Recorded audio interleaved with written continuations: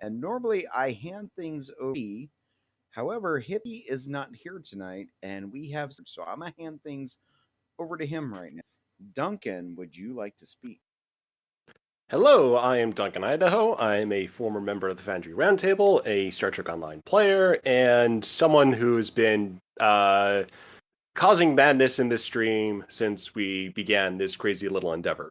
And tonight I will be taking the reins for my first session DMing our first adventure, which is a sort of revisit and remix of my very first Foundry mission. And yeah, that is a baby me, Kendra. So, and with a dinosaur bone too. So, kind of perfect. Anyway, so tonight we will be running through an adventure. It's going to be a two-parter. If Q is able to join us tonight, he'll be able to hop right on. Otherwise, he'll be joining us for the next adventure, followed by, I think, soon after our season 1 finale, because it'll be getting on close to a year since we started this thing up. So with that, I'll just go ahead and run through quick introductions to the crew. You've heard these people most likely several times over. So we've got Alendris Kendra as our first officer, Dr. Eli O'Connor as our chief medical officer, Kara June Ronnie as our con officer, Quentin Reynolds for science, Rick Tier for engineering. And tonight, Grumpy Old Nord will be playing our bartender, Grimnir. We've also got Oakley in chat as our little ship mascot and maintenance officer, Oakley. And if Q's able to join us, he'll probably be playing the character of Larissa, one of our tactical officers. And with that, are we ready to get started? Get this thing rolling? Get to the bridge. The bridge. So who's what is everybody always preparing for? Just go. So on the bridge right now is going to be, let's say, Larissa, Alendris Kendra. Let's see. Bryce is probably in his office. Chief, and anyone else who wants to jump in. Kara's going to be asleep as of yet. Why I still have the old Alendris picture? I should not be there. Why? Well, just keep it running. Also, why do you have... I'm looking at the stream right now. Old Franklin Drake. There we go. No. Beginning to think that we were dealing with timey-wimey stuff. It's like there's three Kendras and a Drake. I mean, timey-wimey stuff might be coming. So anyway, over the last week or so, the USS Reliant has been taken off its normal mission for some surprise diplomatic adventures. So the IBI government, the species that our con officer is and a recently liberated Borg officer on our ship is, the IBI, they have been sending requests for representatives from the major factions of the Alpha and Beta quadrants for a surprise diplomatic meeting. They've been very hush-hush on what this diplomatic meeting entails, but for the IBI, this power that lies between the Klingon and the Klingons and the Federation, with pretty impressive medical technology and some trading resources as well, this could be a significant play for interstellar relations to have this very well-developed bastion right on this critical point that has thus far been neutral. So with Marcus Graves previously having experience on the planet of Iffar, and us having the only two competent EV in Starfleet, we have naturally been assigned to this mission, which is taking on some other importance as well, since the IBI that we've rescued, Cetsa Tagoro, she was originally exiled from her homeworld, but there's also been some public mumblings about maybe bringing some reconciliation. So we've got a mix of personal and official diplomatic business that has brought Reliant to the front and center. So we've proceeded from the edge of space to the Zarantine sector. Otherwise, the crew has been relatively hush-hush about what's been going on. Graves has been in his quarters or his ready room most of the time preparing, apparently, for this assignment, and has not been communicating much to the crew. So with that, before we arrive at that final warp out point, I will put the floor open for anyone to do an RP scene of their choice. Well, if nobody minds, I'll step in real quick. Go for it. Kara's asleep in her quarters that she now shares with Cetsa to keep an eye on the liberated Borg officer. In her dream, she's in a strange hexagonal corridor filled mostly with glass or perhaps transparent aluminum. She looks around, up and down. Above her are clouds. Below is the greenery and mountains of a planet where she knows that somehow life is entirely in balance. She takes a few steps forward, her steps echoing throughout the corridor. She notices her reflection in the glass there. Her reflection is not as it normally would be. She's taller, more mature, and there are strange seams along her body as if the plates in her skin were coming together in some artificial way. A voice comes to her and simply says, "Keep going." She moves forward toward the end of the hallway, towards a steel blast corridor. But as she starts to near it, she wakes up.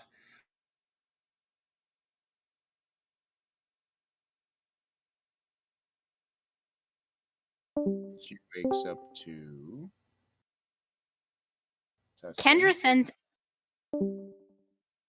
I just had to. Well, I think I restarted. So did we lose Kara? Seems so. Okie doke. Wait, I Right. think they're back. I heard they're distinctive for a second there. No, they're not back. Oh, So anyway, so yeah, I didn't catch quite where we left off on that one. So she woke up and she woke up. that was it. Oh, dang it. So I'll do a little bit of storytelling to cover up that moment because it's going to be a moment of waking up. Setsujigoro is going to be in her bottom bunk, which has been retrofitted into a little regeneration alcove. That she's going to wake up concerned about her big sister, ask what's going on, and we'll probably have a scene between the two saying, "Oh, it's fine, let's get ready for duty," and that sort of thing. So as we continue waiting, no. All right, so we might get back to that, but just to keep things moving along since we have a lot to cover tonight. Let's see. Does anyone else have any other scenes that they want to do before we get to the main event? The only scene I can't do mine because Kara's not here. Dang So it. maybe we can do it There after we go. Wait, the episode. hold on. Oh, wait. Kara's back. maybe. Sorry, everyone. That was an immediate freeze up, and it took me a while to even realize that something happened. With The you just last woke up. thing- Yeah, the last thing we heard you say was you just woke up and then silence. Kara just woke up, simply said, "A dream again." And then she quietly started to get ready for the rest of the day without waking her roommate. So I was almost done anyway. Damn you, Discord. Ah. Okay, so then we've got Kara proceeding to the bridge, and coming right out of the turbo lift. Wait. Well, you're on the bridge. No, I'm not yet. Oh, okay. I'm in my quarters. Okie dokie. Go for it. Kendra gets up, walks over to her console, and starts to type a message. The message is sent. The recipient is Kara.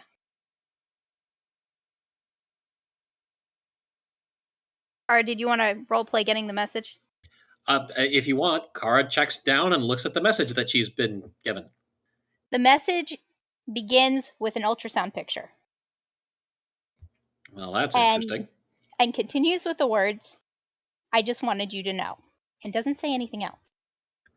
Kara raises an eyebrow, and as is unfortunately common lately, Kara is now confused. But she continues onto the bridge, wondering exactly what this means and has to do with her, and why did I get sent this, and oh god, I don't know what's going on.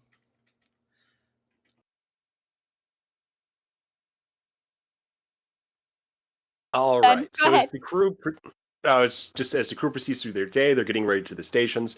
It's relatively late in the day as well, and we've been traveling at relatively high warp for the last few.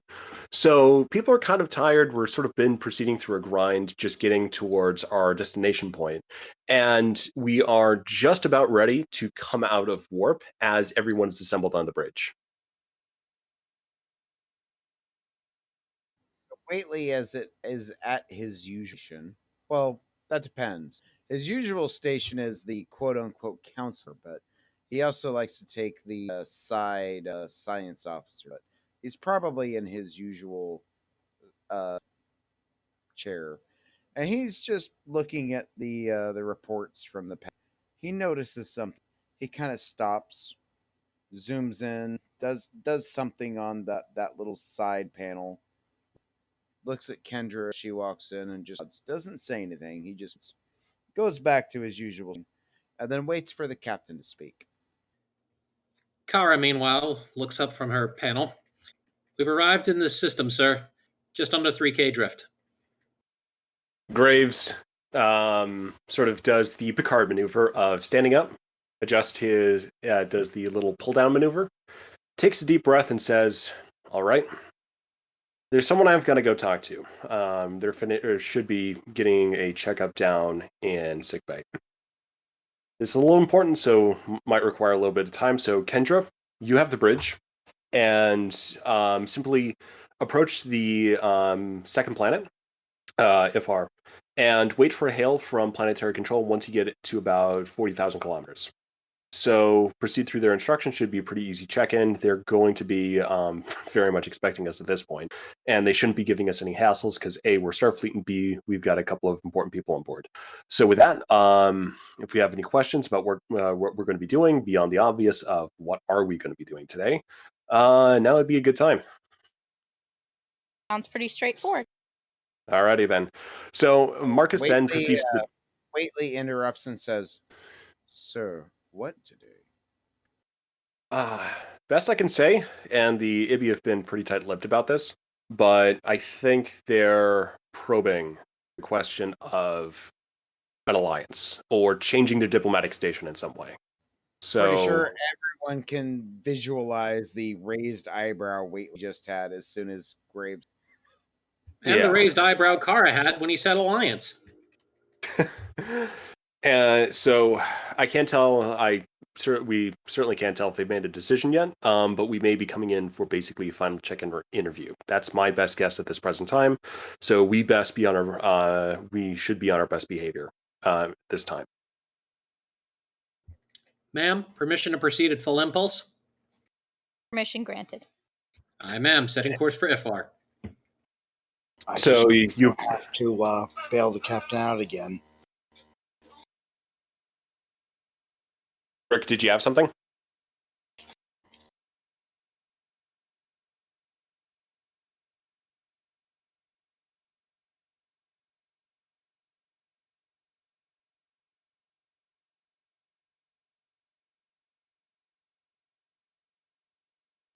So as you approach the system, you're getting into visual range, and you see, shining in the amber light of the star, an M-class planet with a pretty prominent ring around it and a couple of moons. It has a little bit of a picturesque quality to it, just something that you would imagine seeing out of a Starfleet recruitment brochure, except for the amber light giving it a little bit of a character of its own. You can also see some glittering little specks, which, if you would zoom in, would be some of the orbital machinery there. The planet, it has a little bit of that, or quite a bit of that orbital infrastructure.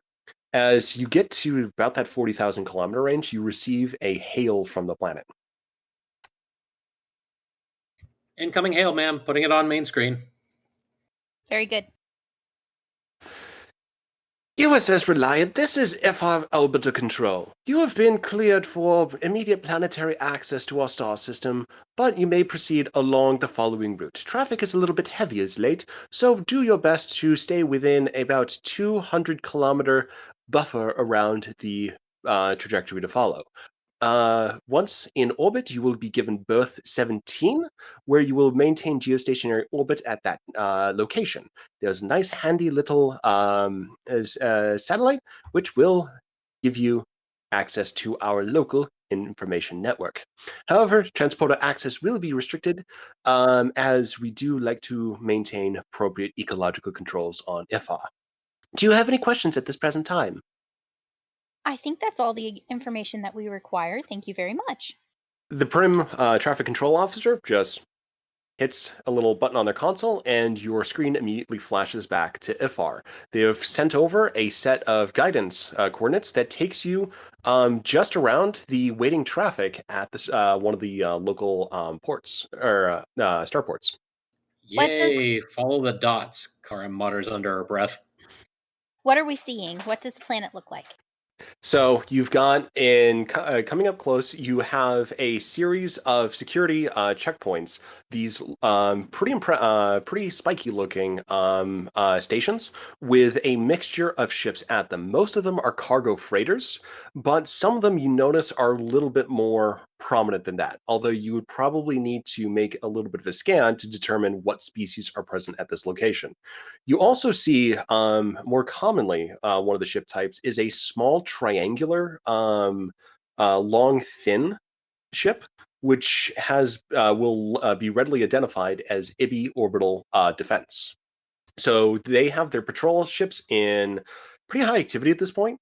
And what your course takes you through is basically over a series of those checkpoints where you have a bunch of these parked and waiting ships very close to the planet for a stationary orbit. The planet itself is an M-class planet. You have that large ring around it. And the continents themselves, so it has that amber light, but over that, it's basking over a sort of this dusty, a little bit of a dusty tan, but mostly green planet as a mixture of different biomes, but it also has relatively high water levels as well. So you see a lot of lagoons and peninsulas around the pretty evenly distributed continents.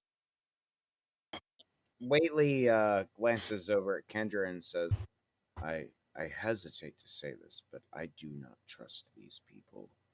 I sense implies distrust. Distrust implies duplicity. Kara On your way. Kara stiffens a little bit, but thanks to her recent training with Bryce, manages not to say or do anything. Thank you, Whately. Please keep me apprised of anything that you pick up on. I mean, distrust can mean a lot of things. Not necessarily all of them hostile, but it's still a good thing to keep us apprised of. Kara clears her throat. If I may, ma'am. Head. The Ibi are traditionally a very conservative species. We don't like quick change. We distrust outsiders not because we dislike them, but because, well, you've seen the history of the Federation. Smaller powers often get swallowed by the Federation. And you're It aware just- of the history of my planet as well. He just glances at Kara and raises an eyebrow, but doesn't say anything.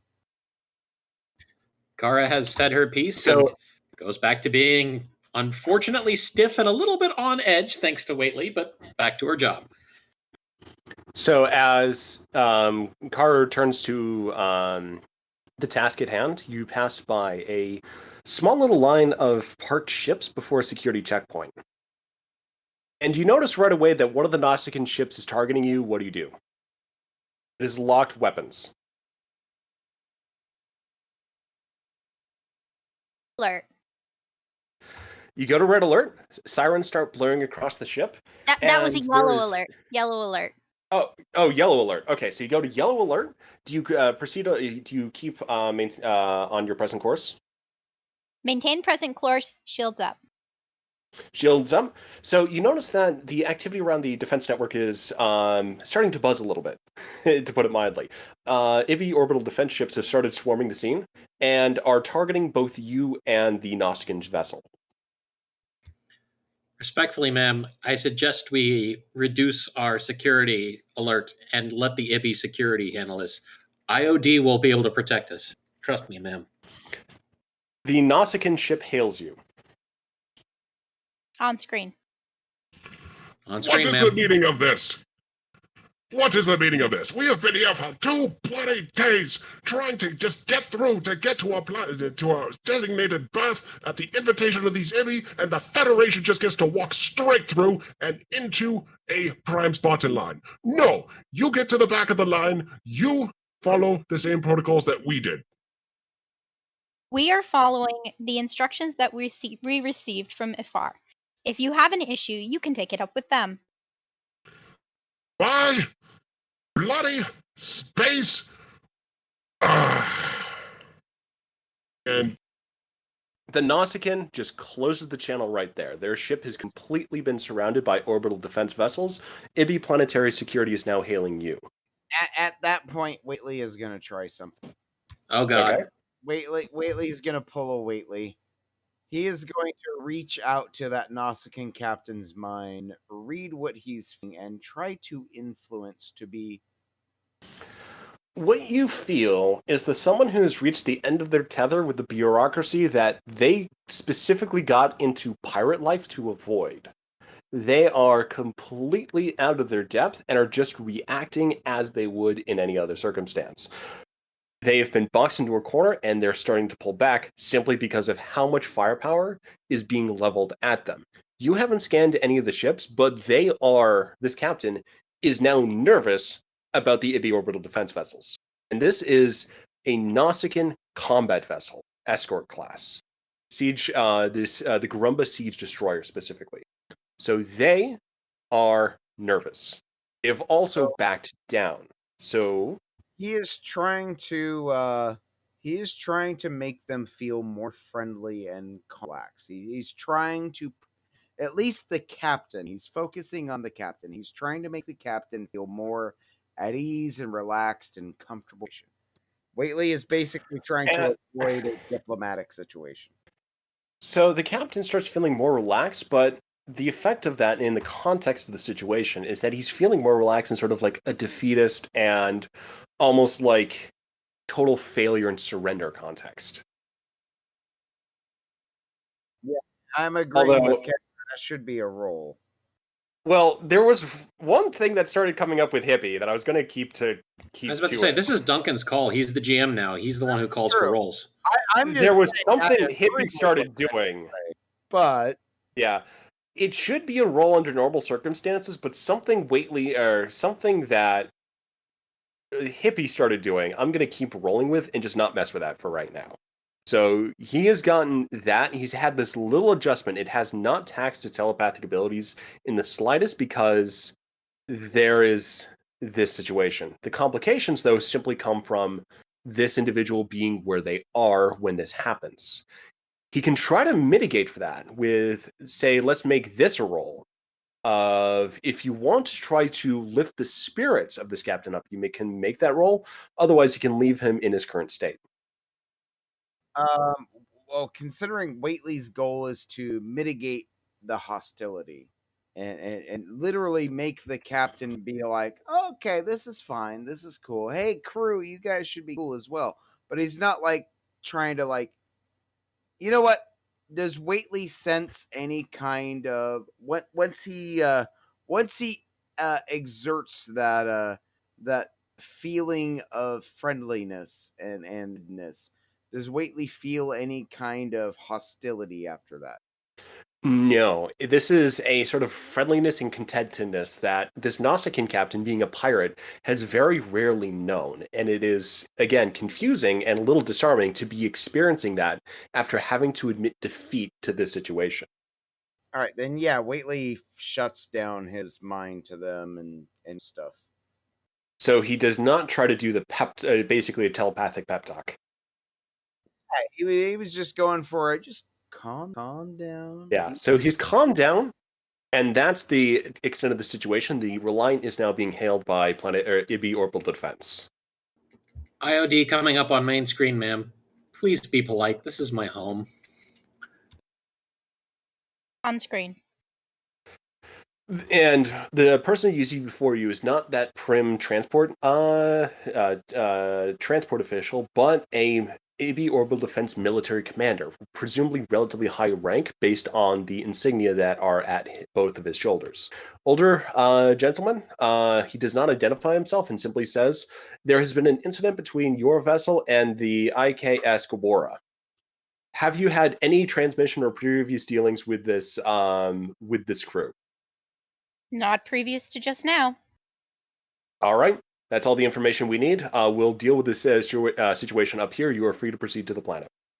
Very good. Once you're at Satellite 17, you have a hail waiting for you from planetary surface from 2 high-ranking former members of the IBI civilian government. All right, thank you very much. Kara brightens at this And news, but says nothing. And he just nods and cuts off the communications. Proceeding as ordered, ma'am. So Oh, USS Reliant continued the yellow course. alert. So yellow alert, everything's relaxed, everything's calm. IBI orbital fence ships do not follow you. They sort of maintain a sort of defensive perimeter around the previous engagement area. And the USS Reliant proceeds to its designated stationary orbital berth. So at that point, you get that hail, which this high-ranking military commander knew was coming for you specifically. So what do? Shall I put the hail on screen, ma'am? Yes, on screen. I am on screen. This is former administrator and current farmer Aperion. With the Daddy! pleasure of addressing USS there's my little pumpkin. How have you been, dear? I've been good, Daddy, but you should probably speak to Kendra. She's in charge right now. Sorry. Needs Waitley must. raises So- a giant ass, like beyond Spock level eyebrow at both Kara and Kendra. Kendra has a semi-bemused look on her face right now. And Aperion just goes with it, just smirks, and like, as said, I am former administrator Aperion and father to your dear officer, who I understand has been most helpful in your these missions, at least from what she's telling us. But fortunately, we will have the opportunity to speak in person as for your accommodations, as it is late in the day, and we want you to enjoy the planet before we proceed with the main festivities. You'll be staying with us tonight, or as many crew as would like to have a little bit of shore leave time on Iffar, specifically at our private residence. Oh dear, Aperion! Aperion! Is that the Starfleet ship? Yes, dear. It's the Starfleet ship. A slightly chubbier, middle-aged IBI woman comes into view near Aperion on the view screen. Oh, hello. So you're the ones that been taking care of me wee little Kara. Indeed. I thank you so much for that. You know, she's likely to get into trouble. She's just like her mama, that one. I see. I don't think We Waitley's have left eyebrow can get any higher than it is. It's at the back of his head now. Both very much for your Aperion- hospitality. Aperion sighs and says, we have extensive guest quarters, so provided you do not bring your entire ship crew down, we may be able to accommodate quite a few of your officers on board and give a little bit of introduction to our fair homeworld. Okay, Thank can't you wait to again. see you, Daddy and Mommy. Transport coordinates have been relayed to your ship, and we are waiting with open arms. We'll see you shortly. Waitley looks at his panel, sees the coordinates, looks at Kendra and says, "So, with your permission, out on the ship." Kara laughs. That's okay. I'd rather you stay on the ship, too. She seems really happy and just a little too relaxed at the moment. She suddenly catches herself and says, sorry, ma'am. Waitley, I hate to go against your personal preference, but I really would like to have you along. His eyes widen briefly. He looks at Kara, gives her death eyes, and then shrugs and looks back at Kendra and says, "As you wish, sir." Just a second.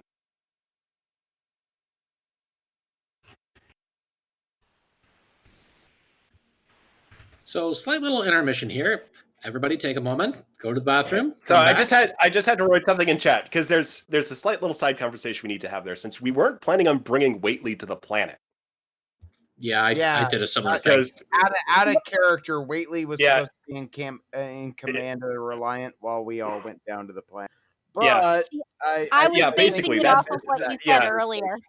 yeah, yeah, so we're okay. So Graves at this point steps onto the bridge, and in tow is a somewhat somber-looking Cetsa Jigoro.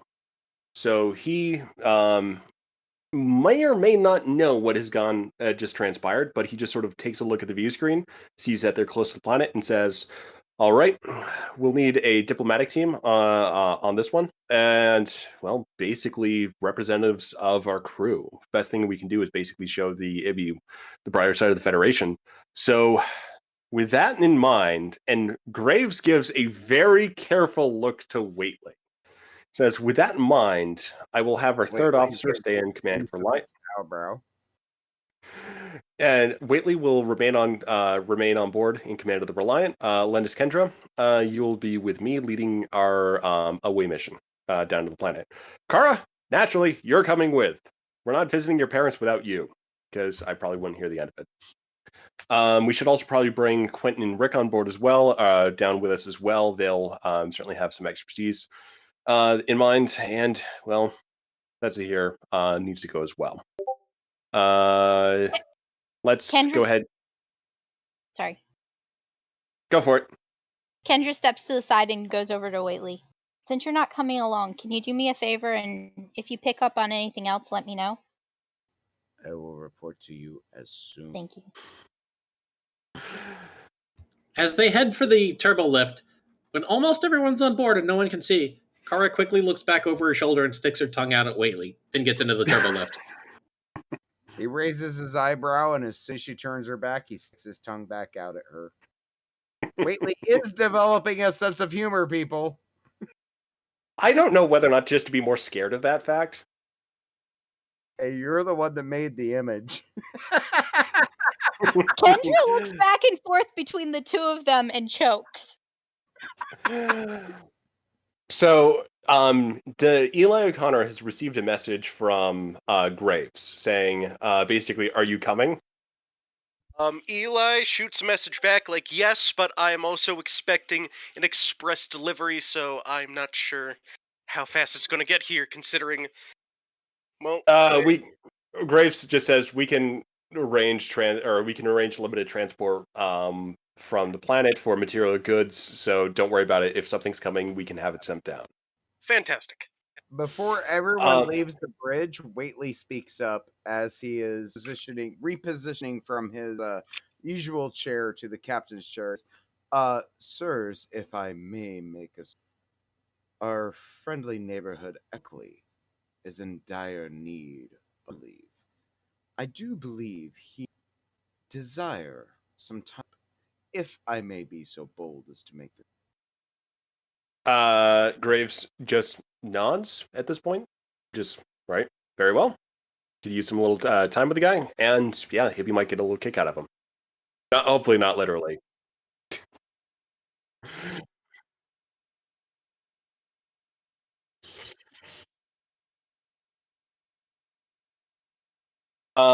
At the transporter, you're also met by Larissa, who has received a notification to basically be essentially their security detail for the duration. And Q will be able to hop into her next he joins us. And you also see the hulking and somewhat covered form of your bartender also waiting for you at the transporter pad. Question, is Bryce coming along, or is it just Larissa? I think the decision was Larissa. Okay, just checking. Yeah. Although, you know what, for funsies, let's bring both. Just in case. Bryce and Larissa are coming. Let's get our bases covered for this one. Gotta have enough red shirts in case violence breaks out. Also, I can work with Bryce as well. Yeah, they can beam back and forth. Goosey-goosey. So you begin to assemble at the transporter pad. Marcus is still being very reticent at this point. Cetsa has just not seen a set of word at all, and also has been really looking around as well before she is proceeding to the planet. Kara looks over at Cetsa. Come on, we're going home. It's going to be great. I mean, I know you don't really remember it, but it's going to be great. So Cetsa at this point just sort of tries to sort of force herself to brighten up and just says, yeah, I'll be forming a lot of new memories. I mean, I'm remembering a bit of the academy at this point, but as is, I hope that I can present myself well enough to offer something to my people. I am a Starfleet officer. I have started passing my academy exams. I have something to talk about. I have something to present to these people. It will be good. I'll be myself, and it will be fun, and I will smile. Marcus Kara just nods. Out of character, real quick, I seem to be missing some of the images showing up on screen. I'm not sure what's going on here. They were working some character portraits. okay. We can, yeah. All right, yeah. We'll just work with that. So to answer Kendra's question, no transporters. It's restricted activity. We can beam down, but it's not like we can just beam up and down like freely. They got to monitor us as we sort of go through our window, go through our berth, just so they can maintain strict planetary controls. So we're not able to hop back to the ship as we will. We have to get official authorization for that, or else it can get a little nasty. Just wondering because you were saying that Larissa and them could just go back and forth. So I was Oh like, yeah. Well, let's confused. basically put it this way: we can put an official request in for one of them. So it's just to sort of allow that flexibility. So we'll bring them both down. If that doesn't work at some point later, we can retcon. Kara's dog, Nala, goes and sits by her. Kara gets a few directions, and Nala moves over, sitting directly on one of the transporter pads. She looks around. What? I'm bringing my dog. That answers. So the crew is assembled, and because there's quite a few people there, you proceed down into shifts for the planet. So what you see before you, once you sort of you go through the material dematerialization process, and you emerge in an afternoon, somewhat wooded, but a somewhat rustic setting. There's a farmhouse over to your left. Over to the front, a larger building looks like a pretty well developed but pretty well used set of accommodations with a main house and a small set of wings built into it as well. That is the bulk of the Kendra farm. You have some alpine trees around you, and if you turn around, there's a large sloping field with some kind of light tan colored, somewhat grainy, somewhat bean-like vegetables behind you. There's also a workhorse shuttle over to your left as well that seems pretty well used. And there is also a sheep just kind of hanging around, milling about. The sheep is but one of many. So so you proceed down in two waves. Everyone is now assembled in at the farm, and you see two Ibi coming to meet you. One is the older, somewhat rounder mother of Ensign Kara Rani, and then you have the more bean-like, pretty well worn, but very friendly mother as well. The father introduces himself as, Again, I am former administrator of Perion. Meanwhile, And the this- middle-aged Ibby runs up and picks Kara up and is swinging her all around, going, "Oh, and I'm Melina. This is just my darling little girl. Oh, I'm so happy to see you."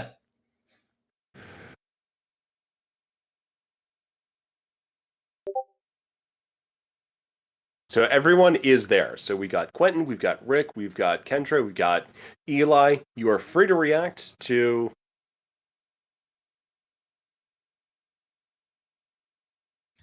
Melina stops swinging, not Kara around and sits her down and says, "Oh, hello there. I'm Melina, and you are. Why don't you all go around and introduce yourselves?"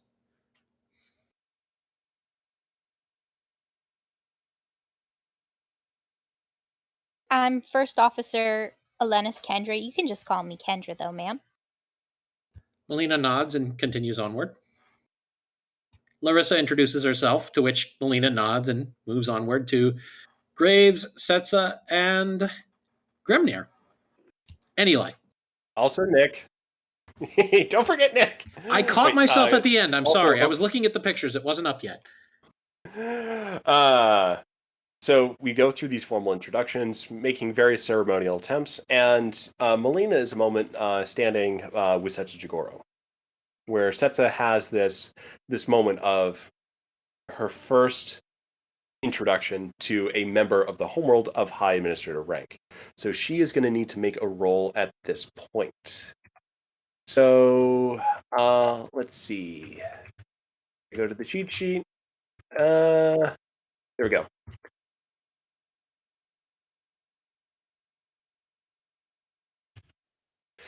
She is able to imitate a formal administrative bow to the former administrator. Oh, well, were you an administrative candidate, dear? I haven't seen that bow in some time. I might have. I don't have any memories of it, but yeah, some reflexes just come a little bit more naturally to me. Oh dear. And Melina notices at that, Melina is also able. Melina notices the Borg tech on the side of Setsa's face. Oh, you're the one I heard about. I'm sorry, dear. I apologize if you don't remember much. And at this point, Marcus steps forward and just says, "It's not a problem. Recovery is a little bit of a long road. We have been traveling for quite a while, so some refreshment or just basic accommodations or a tour, if need be, would be very much appreciated." Melina just turns and with Vaporeon kind of calls on everybody. Yeah, this way. Mind the Quillar bushes and don't startle the sheep. They're shy, you know. And she leads them in towards the house and towards the dining room where everyone can have tea and refreshers. And the room itself is this. It has these sort of it has some of these rustic elements. So it's very much a wood-paneled room. You have a little bit of stone decoration covering the wall, but for the most part, it is a pretty well-efficient, pretty modern building.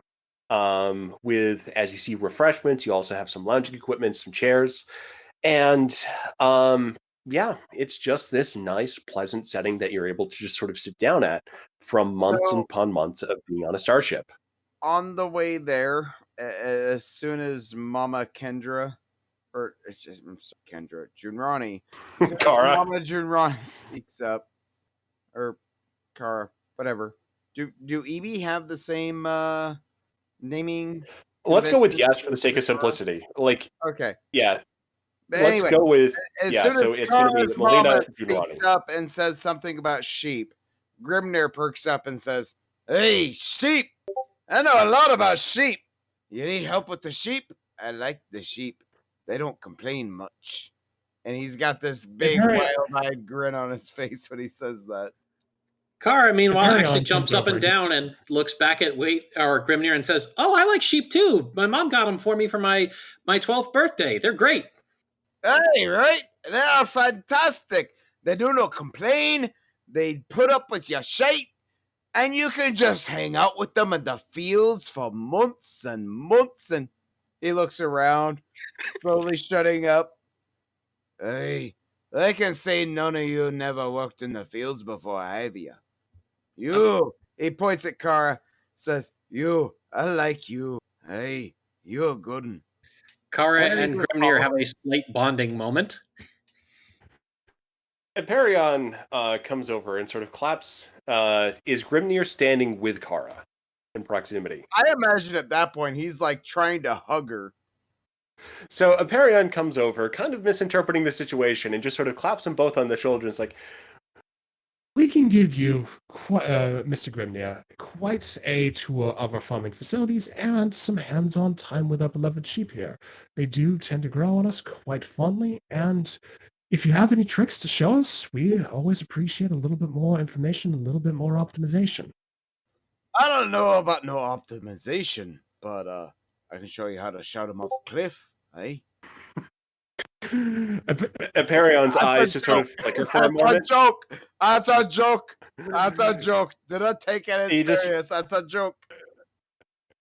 It just, his eyes flicker for a moment, just sort of recalculating, reprocessing, just sort of taking a few cycles, and you just see him sort of evaluate, reach a conclusion, and say, "Yes, very good joke at that. Afraid we don't have any cliffs, but if you would like to see the place around." No cliffs? I might be able to fix it. Oh, wait. What we're doing? Go ahead. Lead. I'll shut up now. And Hyperion just sort of steps over to a sort of waiting drinks container that he had. And he takes a bottle, just sort of very casually whips it up and hands it over to Grimnir, and they just kind of take a walk around the farm. Kendra sidesteps towards Marcus. and says in a hushed voice, "Why did we bring the bartender on a diplomatic mission?" He had official business. It's a little complicated, but they wanted to see him. I mean, I don't get it either, but apparently he's got some connections here. So he's with us? Not really. So if there's an issue, we can always distance ourselves that way. He is simply here for a ride, and it was simply convenient to bring him along with us. But Meanwhile, while in Graves says general, all this, Melina and Kara are busy talking with Grimnir about sheep and looking like thick as thieves. Oh yeah, Grimnir is getting along with them great, and he's got Kara under his arm. He's like half a step away from just like picking her up because she's like 2 feet shorter than he. Just like picking her up and being like, "Hey, this is great. Show me your other sheep. This is fantastic. I haven't seen this in years." Meanwhile, And Kendra's enhanced sense of smell, every time Grimnir walks past her, she gags a little bit. Running joke that's not true, but it's a running joke.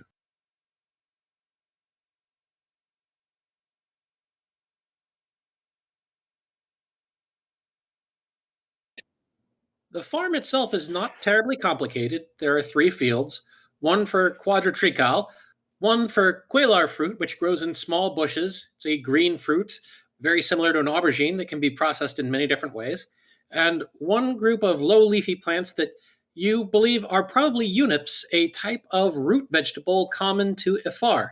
Throughout the fields, small little crab-like drones move about, servicing the plants, checking for anything that's ripe enough to take, and making sure that they don't have any parasites on board.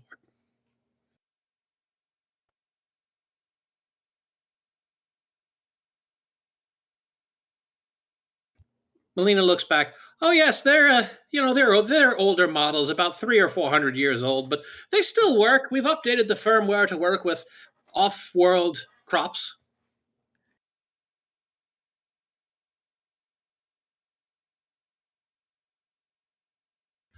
Well, not so much that they were planned or programmed for each individual plant, you understand, but it's just they had to be updated once we had made contact with the denobulans.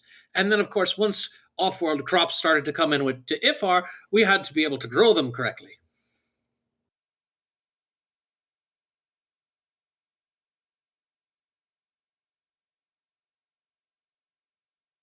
has anyone entered the farmhouse? Everyone enters the farmhouse. There. Oh no, I was asking, has anyone? Because we don't need to stop. We don't need to stop the glorious moment. Grimnir is following Kara and her mama and her daddy. He is having way too I think they're gonna be a while. So they have proceeded off. It's getting later in the day. You have that happening in front of you. What do the rest of you do? Kendra starts wandering towards the closest building, looking a little bit faint. So the closest building is going to be the main residence, sort of the residence hall. Although it doesn't have sort of that classic vibe, it is sort of, it almost appears a little bit formal, maybe a little bit sort of like a government office building, but with touches of this little homely, picturesque setting to it as well. Inside, you have, for those proceeding inside, you have, again, that wood panel. You've got a little bit of stonework. You have nice modern accommodations. But what you see in the living room, just off of the foyer, is a rather slender, dark-skinned Ibby who is simply waiting for you and holding a cocktail. Kendra would approach the Ibby, looking for permission to rest somewhere. The Ibby raises his cocktail. Good evening, ma'am. I trust you are Captain Graves? No, First Officer Elenis Kendra. I am sorry, First Officer Kendra. My name is Arakia Notara. I come to the farm looking for Captain Graves. I assume he is with your group, yes? Yes, I believe he's still outside. Look, you look faint. Are you well? I could use a bit of a lie down. Do you know where we're quartered? I do not. But he looks around. Maybe we can flag down the Junrani family. one quick thing. You're in a living room. There's a large couch with you. Oh, I'm sorry. I Yeah. thought we were just outside the door. Yes, No, but no, you're Kendra inside. Kendra is looking to go actually like lay down in her room. Yeah. Well, So, since it's there, Otara Arakian would offers have the been- couch. Well, the other thing too I was going to say is that Arakian has been there, and he's going to be resting there as well. So he may know that simply the guest quarters are going to be sort of up the stairs and to the left. Ah, okay. Arakian says, I don't know exactly where you're quartered, but I could show you to my quarters if you need a place to lie down, ma'am. Thank you. Arakian leads her off to the guest quarters so she can go have a lie down, and presumably afterward comes back down to the living room. Kendra taps Marcus her at con that badge. point is. Oh, okay. Kendra taps her con badge. Commander? Graves here.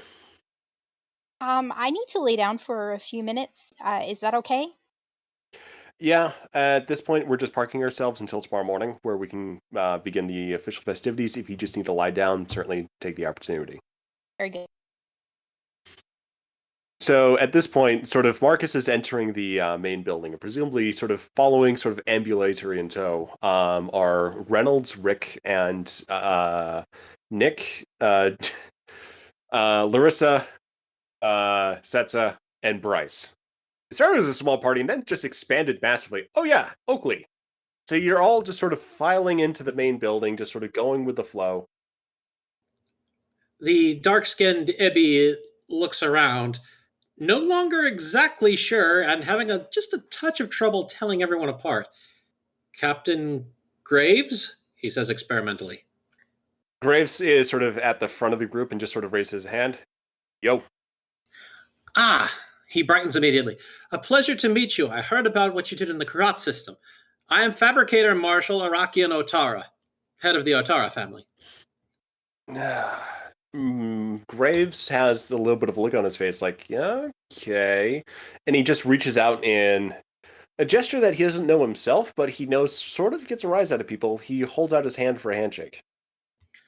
Arakian, being a businessman without missing a beat, gives him a firm handshake, still looking him in the eyes. Look forward to talking with you. I know we've only been scheduled for a short period of time, but I would like to talk to you about the upcoming conference. Yeah, very good. Believe we'll have dinner soon, and certainly plenty of time to talk tonight.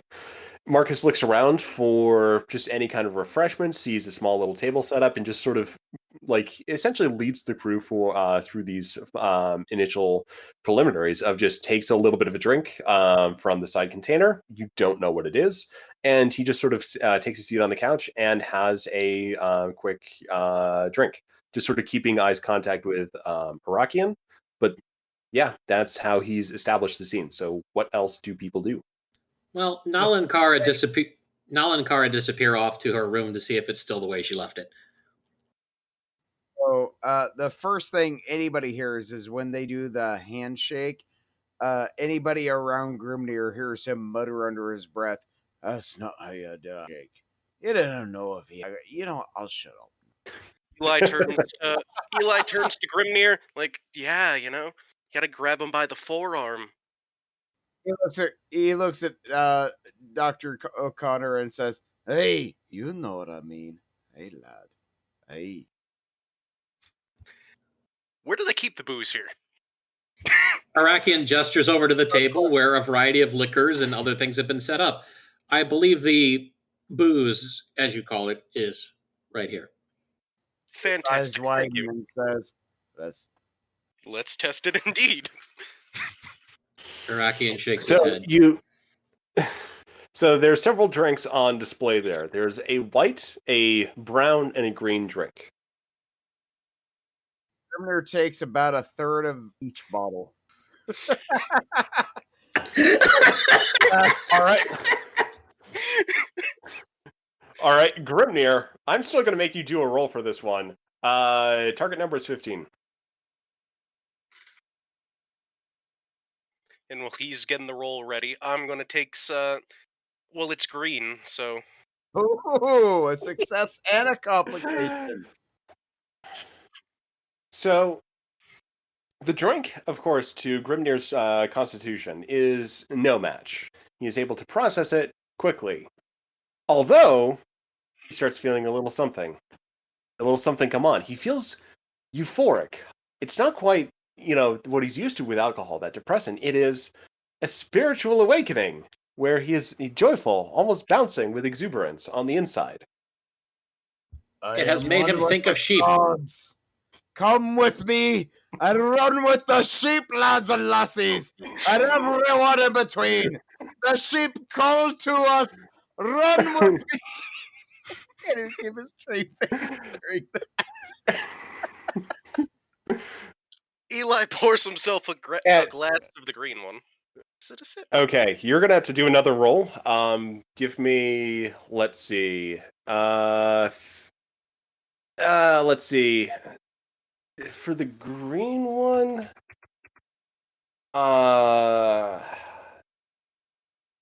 let's go. Give me a roll.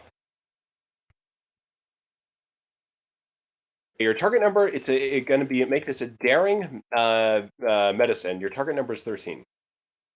None of your focuses apply. Well, rest in peace me. Oh shit, never mind. It has a bit of a kick to it. You get that little bit of a sense of high, but because you've only drunk the green one and have not done any experimental chemistry in large quantities, you just feel up. It is a very sort of uplifting drink. A little bit something that you might expect with sort of like a breakfast coffee, but in alcoholic format. Ooh, this would be good for a mimosa. As the rest of you file in, Aperion and Melina also arrive. Has Waitley left to run with the sheep? Or Grimnir run to I was gonna say, wait, Waitley? That depends. Did he get anybody to come run with the sheep with him? I If think Kara's he would have come just back run down- straight out the door. If Kara has come back down along with Nala and Oakley, she probably will.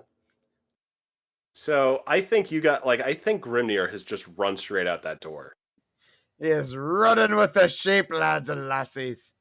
They're wild. They're So free. For the record, they're good sheep. They accept Grimnir.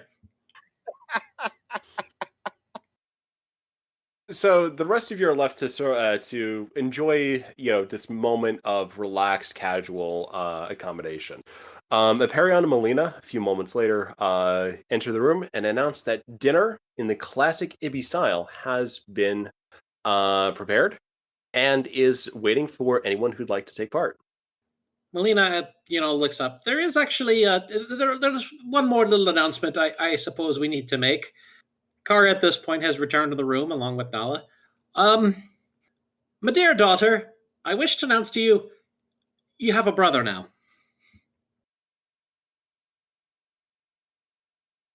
Don't everybody react at once.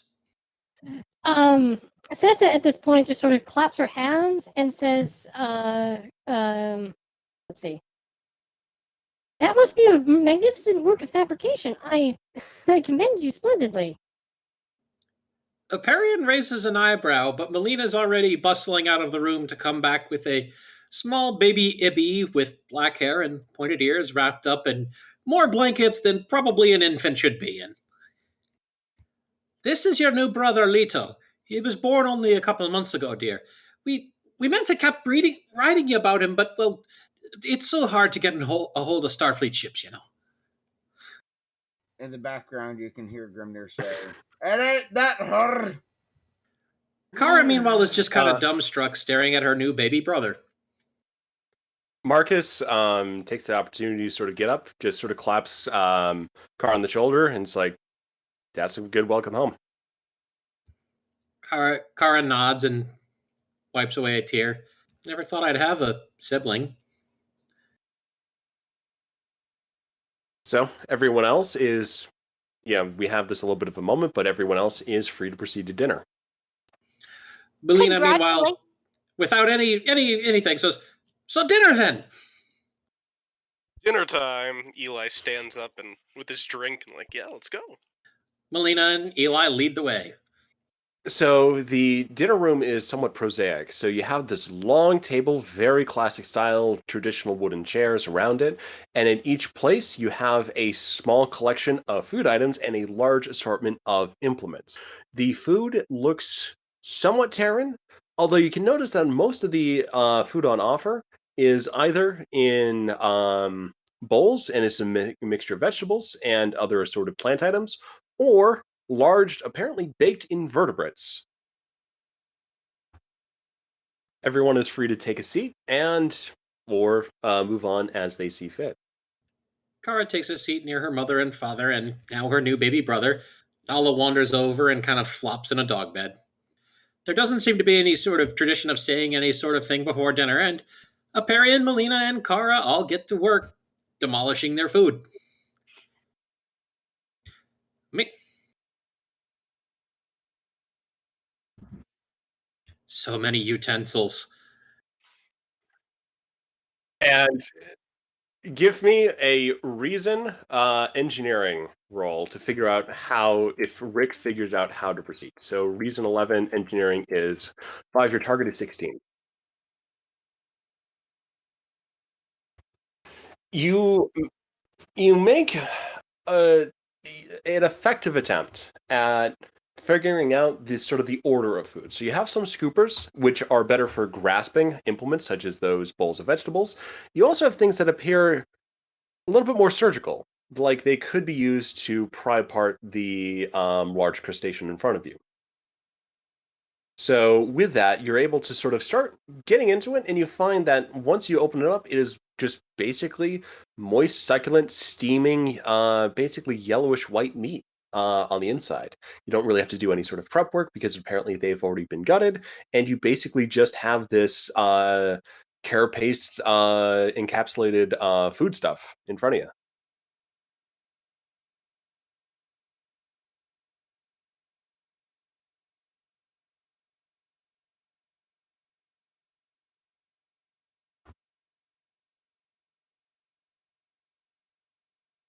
So Graves takes a seat at the table, as well as Otara, and Melina and Aperion, as well as Cetsa. Cetsa taking a seat somewhat close to Graves, but not making any kind of direct eye contact.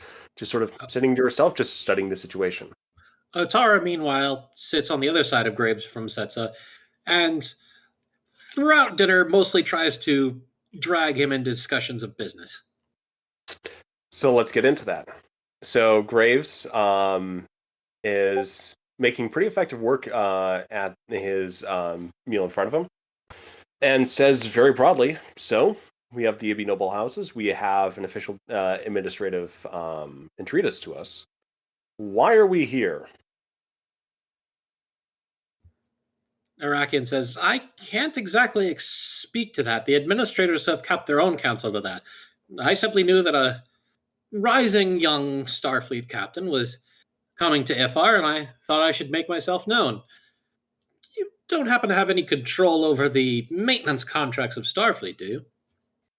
I might know some people. I'd be pleased to discuss it. Aye. Hyperion at this point breaks in and says, we've been a little out of it on our little farm here, trying to keep to matters as best we can. However, we can provide a little bit of insight into on at this present time.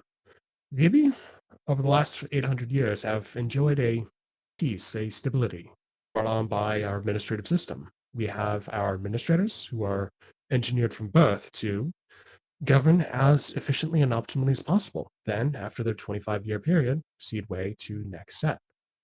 There have been some disturbances recently with the current order, and with the current administrator, Vela Jigoro. This has led to some talking as well as some reevaluation of our overall place in the galaxy. We are between great empires who make a habit of warring with one another. And our neutrality can only last for so long. So we effectively must either stay the course or pick a side. That is what our people are facing at this point. Arakian simply shrugs and looks over at the elder Ibi and says, I trust former administrators to know what might be going on. Not all is shared with the noble houses. But if there is advantage to be made, you can be sure that Otara will look for it. I imagine that your noble house would. You are quite a bit of an upstart, and that's why we appreciate you.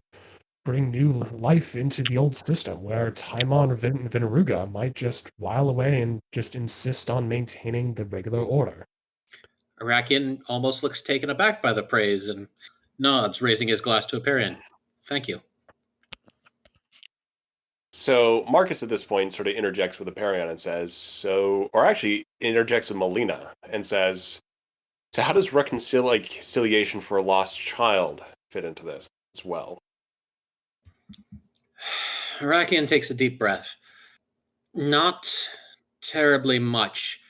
The truth is, and he looks at Cetsa sadly, the truth is that Cetsa is little more than a political football, I would believe. Any side is not terribly concerned with what Cetsa would mean, but rather how they could use her against the current administration or use her with the public to gain favor. He seems uncomfortable talking about this while Cetsa is sitting not very far from him. Grimnir perks up at this point. He's got, a giant haunch of the crab. If I may be so bold as to interject. Kendra kicks him under the table. Ow! That hurt us. Why'd you do that? Hey, I was going to say, meanwhile, Kara, Aperian, and Melina all look interested. As I was saying, somebody wanted to interrupt. Oh, I wanted to sort of break that. You have that kind of that near riot breakout, and then Cetsa just kind of cuts into the middle. All of this, it says, they wanted to use me to embarrass the other Jagoro. I am Cetsa, and there's Bella, the current administrator, and they seek to put me in this position for political gains. And they didn't put you just in a situation. But I'll shut up. Arakian kind of nods and says, that is my understanding. We of House Otara do not begrudge you coming back to Iffar, but there are those who wish to use your illegitimate birth and your exile from Iffar against your erstwhile mother to gain political points. Okay, as soon as that whole illegitimate birth thing comes up, Grimnir stands up, damn near knocking the table over, slams his hands down and says, "Hey, I will not stand this disrespect about this wee bonny lass. Say that to me face one more time." Arakian looks fearful for his life and is holding up his hands. Marcus interjects at this point and says, Administrator Jagoro, the Vela, she is genetically augmented. Ibby society is regimented and has very explicit rules about what an administrator, once made, is able to do after they retire. They are not to have offspring, which are then to feed back into the government system. And at this point, Melina nods and looks over. 5 generations removed before any of our children could ever return to the administrative program. And Cetsa was born, not by her choice, but born into a set of situations that led her back into the system. Someone was trying to effectively force evolution to happen. And for that, she was put into a position which ultimately led into her exile. So yeah, she is illegitimate in that context. She should have never been made. And the Ibby's previous response was just to kick her off the world. Grimnir, and that's what led her to Starfleet.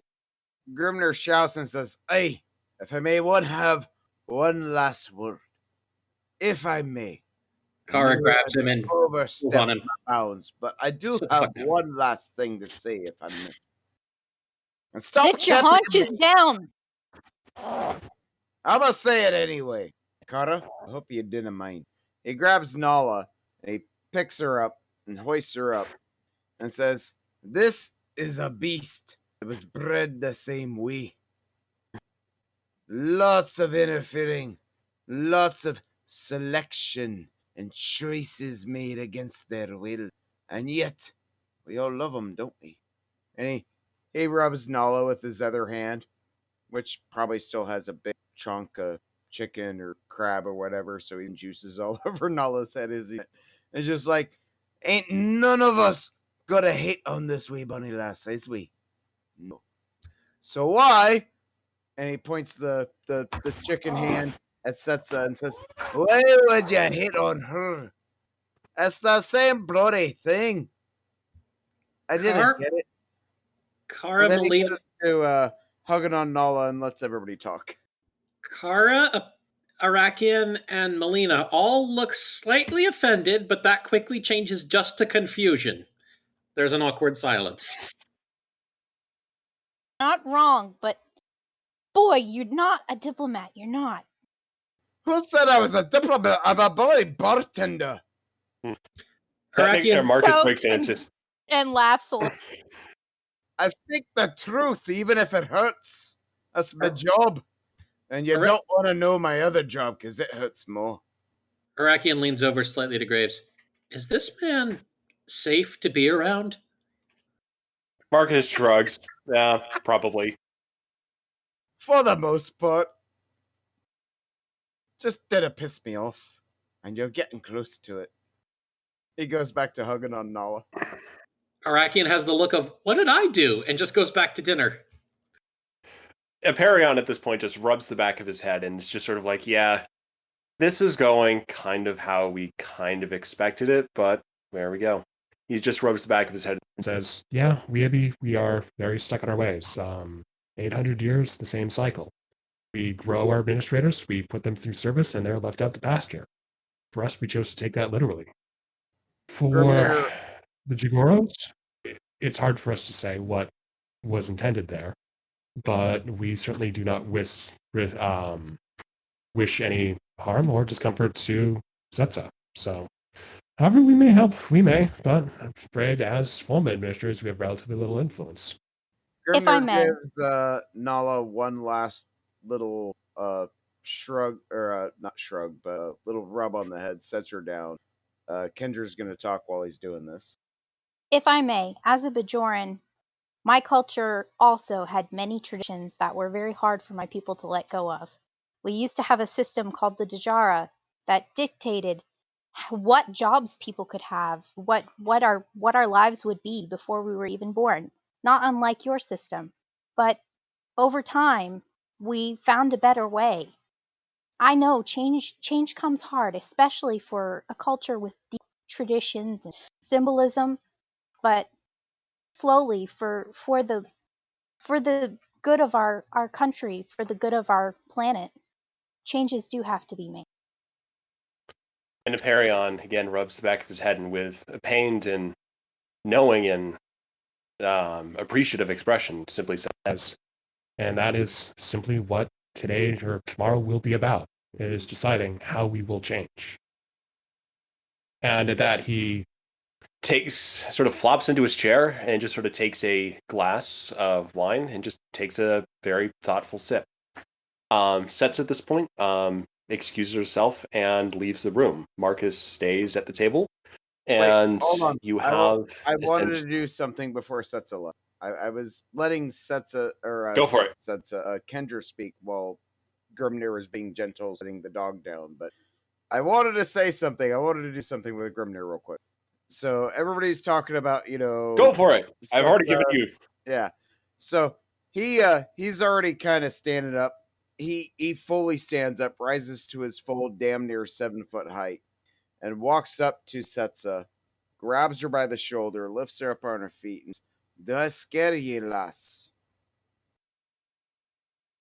It was not a bad scare. No. You don't know what I mean. And he gives her a good, solid shove on her chest and says, "Do I scare ye, lass?" Like, goes full, like, angry mode when he says it. And She at this point just sort of reflexively says, yes, yeah, I'm quite scared. Yeah. No, I did not think you're scared enough. And he gives her another good shove and says, "Do you want to assimilate me, lass?" And he's like, Marcus right at this in her point face gets when he says like, Yeah, I was Marcus about to at say, this point gets Grimnir up was and get his butt kicked by a whole bunch of people, probably. yeah, Marcus at this point he has pushed himself out of his chair. I'll let you have that moment to react, but he has pushed himself forcefully up. Kara as well. He And holds his hand up, kind of gives a quick glance to everybody. That glance he gives to everybody in Club 42 when he's saying something that people don't like. That at this point, I think everybody knows. He just gives that glance and he goes back to Cetsa, his other hand, his hand still holding up. I think you know the point I'm trying to make, Les. Do you want me to push you into a fight to prove, motherfuckers, that you ain't no threat? Or do I have to actually beat you to prove it? Kara speaks up. To Grimnir, fight I you swear to for God. what? So, Setsa's a moment processing the scene of just like trying to work out there's a logic to this. There's a logic she has to figure out. She is very carefully analyzing it again and again. And roll. We got to make a roll for this one. Let's go with reason science. Target 15. For me or Cetsa? For me, for you, we'll come to that in a moment. He kind of starts to see a little bit of something and just says, if we are to fight, to prove something, how should we fight? Grimnir starts laughing and says, he looks at everybody else, especially at the other EB, and says, do I need to prove it to you anymore? Do I really? He looks back at Cetsa and says, such a fine ass down. Kara is totally lost, and but this is not unusual for her. Marcus is just sort of like this, like, I think he's doing something that's maybe similar to counseling, but in a way that might resonate a little bit better if we all had much more meat in us right now. And Perion at the point is just sort of like a panicked of like a panicked like, yes, we understand it, everyone calm, and he's just got that expression on him. But Marcus is just sort of like has that suspicious look of this And has been a trying day. Kendra understands exactly what's going on because he's actually what he's doing is a very Bajoran way of arguing logic. So she's bemused, but everyone, she also sees at the same time that the Ibby are completely lost. I was about to say, Arakian at this Yeah, point is wearing the expression of a man who is deeply regretting his life choices. At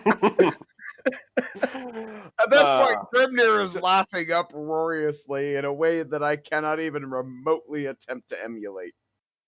Yeah, so with that, everyone just sort of settles down. Marcus gets himself another drink, and we've been doing this for a little while, so we can go ahead and take our bio break. But yeah, so I'll just to keep things moving along. We all have, well, give us like just when we come back, a little quick time if we want to roll any scenes before going to bed. We can do that. Otherwise, everyone's getting right up in the morning, and we have to go to the city. All right, so I'm gonna hit the bio break scene. There we go. And you had to do that Also, right as I lit a cigarette, by the way, you bastard. Literally Right as I lit a cigarette, you're like, oh, it's bio break time. Motherfucker. Yeah. Well, I didn't know. Okay, so one thing I will give for Eli. I'm here. I was talking. Hello. Okay. A package has arrived for you from Reliant overnight. Boy. Straight from Carpathian Prime. And we're back. It is still evening at the farmhouse of the Junranis. Dinner has just finished somehow. Everyone's still a little shocked, a little confused, but looking to get a night's sleep before the main festivities tomorrow. You have your accommodations, so it's a small little guest wing, again, looking a little formal, a little businesslike for this farmhouse. But the rooms are, while small, they have full accommodations to them. Is anyone wanting to do a scene? Kara checks her pad for any notes about the day and notices that she has something from, Kendra, and reads it to herself. Okay, so I'm sorry. I was distracted responding to somebody in chat. Grimnir wants to do something before everybody leaves the table. He Okay. reaches down into his bag and he pulls out probably half a dozen big, big bottles, like wine size, fifth size bottle. It says, "Hey, I apologize for my impropriety, but I brought some goods. Would you like to share some with me?" Perion takes a very careful sidelong look at Grimnir, looks to Kara for a little bit of is this going to be safe? Before settling his eyes back to Grimnir and says, Yeah, I shall endeavor to have a little bit of treat for what you have brought. Meanwhile, Melina didn't wait at all and had already said yes and was getting a glass by the time Aperian came to this conclusion. He starts pouring a glass specifically for Otara, and he pours him a big glass all the way to the brim. And the label, if you look at the bottle, the label, it's a dark brown glass bottle, old school, like medieval style, and it has this like papyrus style label. And it's just got a big Stormcloak shield on it, and it says Grimnir's Best, and at the bottom it says Nordmead. And he says, "Drink up, me laddie, you'll like it, I promise ye." Arakian gives the side eye to Captain Graves and, with some trepidation, reaches forward, takes the glass, and drinks. I have only heard one description that could possibly given. It tastes like God's bleep in a cup. It's a good bleep, not a bad bleep. that's as far as we will go with that description. Exactly. Hence why I bleeped it. It is a very good tasting mead. Otara gives a couple coughs and simply looks up at Grimnir with a smile and says, That's quite good. Yeah, I appreciate the compliment. I spent a lot of time making that. I hope you all like it. And he looks around the whole table and says, "Drink up, me hearties. It's yummy. I promise you." And he pulls another bottle out, pulls the cork out with his teeth, and says, "This one's mine. The rest for y'all." So Perion takes another few careful drinks, but proceeds to clean up the table. Of what remains of dinner. Marcus proceeds to the quarters, and Cetsa just kind of goes off. For let's see, for what you also have access to in those quarters, you also have access to the local IBI information network, just full public access. If anyone wants to take advantage of that. I want to see what they got for TV. If Grimnir doesn't wind up sleeping with the sheep, he's. And for the record, I imagine that I IBI think he's TV sleeping with a sheep. I imagine that IBI TV is very similar to Japanese TV. Rapid fire, very fast commercials, and a lot of strange game shows. Eli's Partially familiar those, with also this. strange comedies and drama. So It's like yeah, so Japanese it is TV. slightly indecipherable. Yeah, slightly indecipherable, kind of different pace. Some pretty slow, some pretty fast. You also have access to, say, library and information networks as well. But if you just want to watch TV and hang out, there you go. You also get a note from Eli. Also gets a note from the USS Reliant that a special transfer request has been approved by the AP government, and he should be prepared to receive a transporter package at 0400 hours. Oh boy. Can we finish Respond. that? Yeah, Kara gets a message from Honest Kendra, and sitting on the sofa, she reads it out to herself. Crew later, but I consider you the closest thing I have to a real friend on board, even though I am your commanding officer now.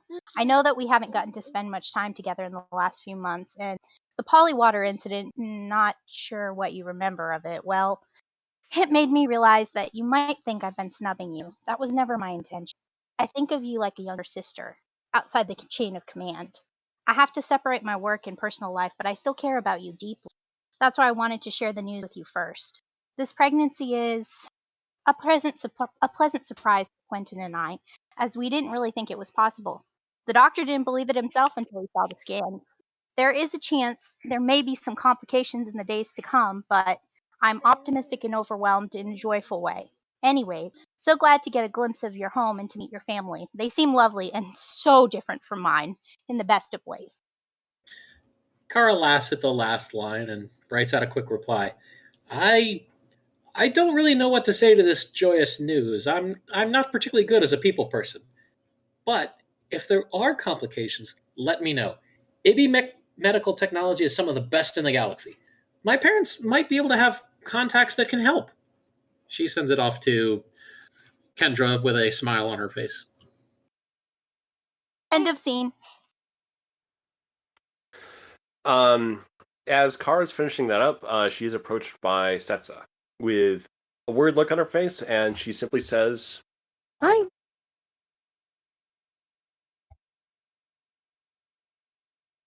Did that not come through? That didn't come through. At least not for me. Oh, okay. Okay, yeah, it might have been lost. But she simply says, hello, how are you doing this evening? Kara looks up at her and smiles. I'm home for the first time in years. Do you really need to ask? She's just beaming. Well, Setsu says, well, I suppose I'm in the same situation, but, the trepidation I was feeling on board the Reliant, I'm feeling all the more now. I'm worried that, I simply might not fit, that the home I was looking for is just simply still out in the galaxy. Kara stands up and gently takes Setsa by the shoulders. The hell with that. If they don't think you fit in, that's your or their problem, not yours. Your home is wherever you decide to make it, whatever you decide to make it. And you'll always be welcome here on the farm, if nothing else. You know, I Eh, I know it's not by blood, but to me, you are a dear, dear sister. Thank you. We've enjoyed quite a few laughs together over the last couple of weeks as I begin to reevaluate myself and reintegrate. And you've shown me a model of what a Starfleet officer can be in, hopefully one I can also emulate in the very near future here.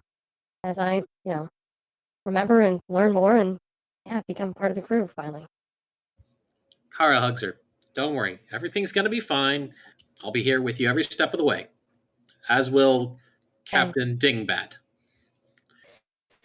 Captain Dingbat and I haven't spoken much, so I'm afraid to check in with him, but for now, I'll simply content myself to getting a night's sleep. Kara stops Setsa for a moment and simply says to her, don't be afraid to reach out to your friends. That includes everyone you know. Even that strange yelling mountain of a man. He seems to care for you as well. Also the sheep. Well, everybody loves sheep. That's just a fact. Indeed. Good night, dear sister. Good night, Setsa.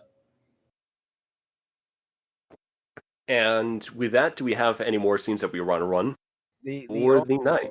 I want to do is when Setsa comes out of her room in the morning. I just want to make sure Okay, that happens. yeah, and you are smelling of sheep as well at that point. You have had a very good night Don't hanging out with the sheep. Not in that way, just a very relaxing time. The sheep now think of you as one of them. Yeah. I'm sorry. What were we talking about? Sheep. So Eli, you have received your package in the morning. It is there. It is in a nice box, and it comes with a note from your friend. Oh boy. Well, I take the note first to open that up, and let's give it a read. Kara, do you want to take from Dear Garrick? Yeah, sure, no problem. Give me just a second to find the voice. I'll have you know that I don't like to take work on such short notice. Ever since I've been promoted to the Tatapa Council, I have certain obligations. And those obligations do not include dropping everything I'm doing to make... who am I kidding? This was the most fun I've had in weeks. I do hope you enjoy it, Dr. O'Connor. Should you need anything for the future, please let me know.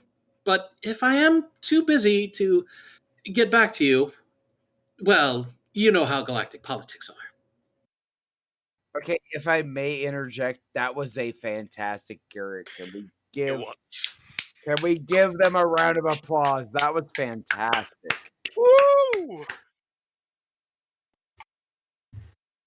So morning breaks. Everyone is getting ready, and they've also got instructions from Graves that As they proceed through the city, they may have a little time for a side diversion, but you should dress formally for the proceedings.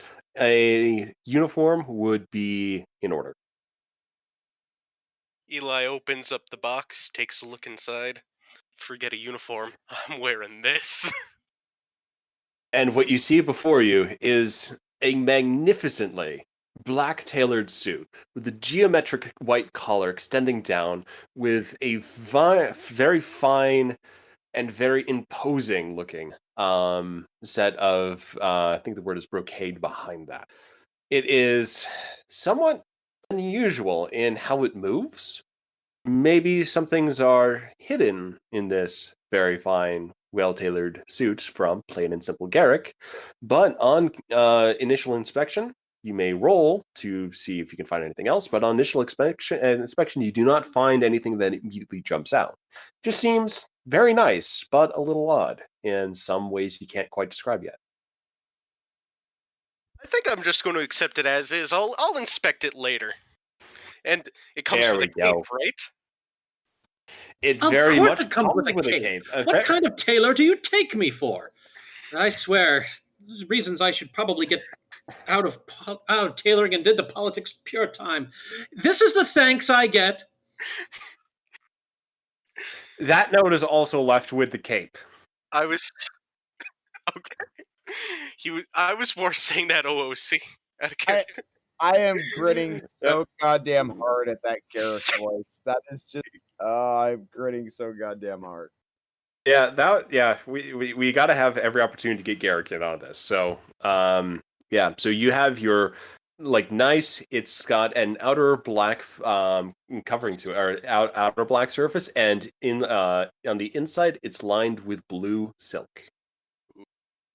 I put it on and I'm very comfortable. I'm at home.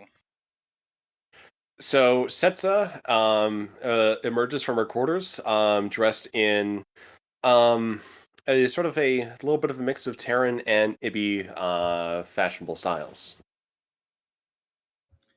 Kara exits her room and is wearing what to most would be considered a Japanese kimono with a yellow obi around her middle. Her hair is done up in twin tails like it normally is, with small golden sticks keeping her twin tails in position. Her kimono is black as the space night, covered also with space images, things like nebulae, supernovas, shooting stars. She walks forward demurely towards this stairway. So when right. Well, there's one thing she'll have to do in reaction, but go for an order. I was gonna say, when Cetsa comes out of her room, Grimnir is standing there. He's pretending to fiddle with a console in the hallway, trying to figure it out, quote unquote. But he's dressed in his Stormcloak officer armor. And for those who have not played Skyrim and don't know the Stormcloak officer armor, it is literally a bear head helmet with a bear arms draped over his shoulders with a leather wraparound his shoulder or his chest, and a leather kilt with big furry leather boots. And he's just standing there, messing with a console. And he's got a sword at his belt and a big blue shield on his back with a bear head on it. And when Cetsa comes out, he goes, "Hey, Les, I could use your help for a second. I cannot figure this out for the life of me." I'm able to provide some assistance. What do you require? Well, look at this thing. I didn't know what this means. What is this? And he's pointing at the screen. He's just like, I didn't know what this means. And he's pointing his big meaty finger at it. Cetsa takes a look at what the thing in particular is. He literally opened the Elcar's or whatever the EB version of Elcar's notepad is, and it literally says, "Cetsa, I'm sorry. I did not mean." Cetsa has this initial confused reaction, and then just has a little bit of an "oh," and it comes from a distance, but she sort of turns and says, "It is all right." Look at him. He's looking at her. He's giving her that knowing look. And she just pats him on the arm and just says, "It's okay." I owe you an apology, lass. I misunderstood the situation. I thought Well, they were coming on you for the shite that I thought they were coming. mm, I I don't know. I don't know how they, react to that. I mean, the Borg are machine-like, but we modify our bodies with machine parts as well. I have a few small augmentations, and this is simply more. They may be curious, but for where I'm at, it's a question of how I came to be in this world and what the consequences were of that. And you when weren't to she's know, and I'm confused about those myself. when she says how he came to be in this world, he just kind of quirks his eyebrow and kind of gives a silent chuckle for a second, and then tries to do serious face again. I was gonna make a joke there, but I can't. I know, right? Yeah, you know the reference I'm gonna make. You had to Yeah. say that.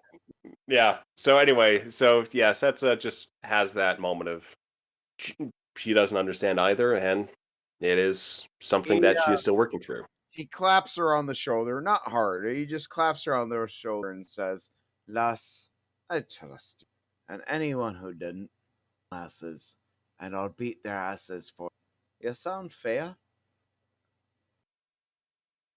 I would prefer non-violence, but if such there be, I welcome your ass-beating potential. He grins and says, "Hey, methinks me have a bit of ass beating potential." Marcus Graves at this point is walking by and hears that. It is also about at this point that Kara in her kimono slowly steps by, trying her best to look like the demure noble woman that we all know she's not. Setsa has this moment of seeing Kara walk by, of looking at that and just thinking to herself that I like that better. Then looks down at her somewhat formal sort of skirt and sort of blazer combination and just says, but at this point I'm committed, and sort of it kind of follows Kara's lead, stepping in front of Marcus, and Marcus just sort of like has this reaction to Grimnir of just like, Real quick what before Seth exact- steps away, he kind of pinches her, gives her a look, and says, "You look hot, lass." Own it. And Graves just has this moment of just like he just comes to a stop next to Grimnir and just like doesn't know how to process that, of just like, okay, I think this is cultural, and his just response is just, good morning. Setsa also remembers that she thinks she saw a replicator outside on the porch. It might be enough to get her new clothing if she wanted. Grimnir If she wanted. gives a very stern look, but doesn't say anything. He looks to Graves and says, "Hey, this is the only dress uniform I know. I don't know any of you being a captain of the Stormcloak Army, are ye? I didn't think so." Nope. Looks good on you though. "Oh, thank you. I appreciate it. I never liked this version, but the one that I wore wasn't official, so I figured this would be more fitting." So Marcus is just sort of like, okay, this is a scene that he doesn't know how to handle. It's like he has this initial impulse like, do I try to educate or not? And he is not in a position right now to step up like that. So he just sort of kind of just shakes his head and just like, all right. So we've got the official diplomatic conference, and I know you've got your business in town. Feel free to stick with us and in easy communicator range. As they move down the stairs, Kara and Arakian are already in the living room, standing near a wall, speaking quietly. Arakian seems to be saying something to Kara, who is simply nodding at him.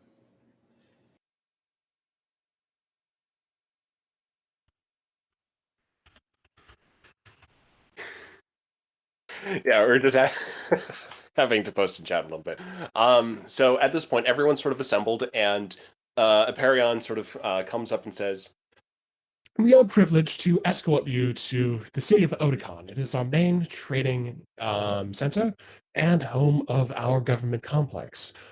We have a shuttle service that we may provide that will try and take you most of the way. And I believe the conference is this evening, so you have a little bit of time to wander about our fair city.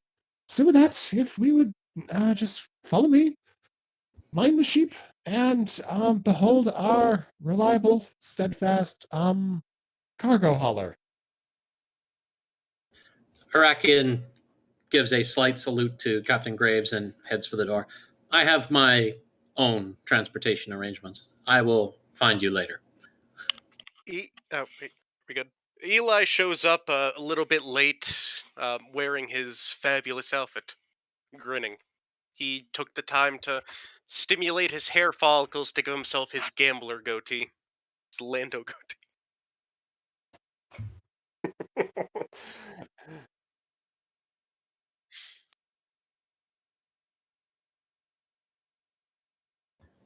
Alina, meanwhile, is just looking at Kara. Oh, she's like a little porcelain doll.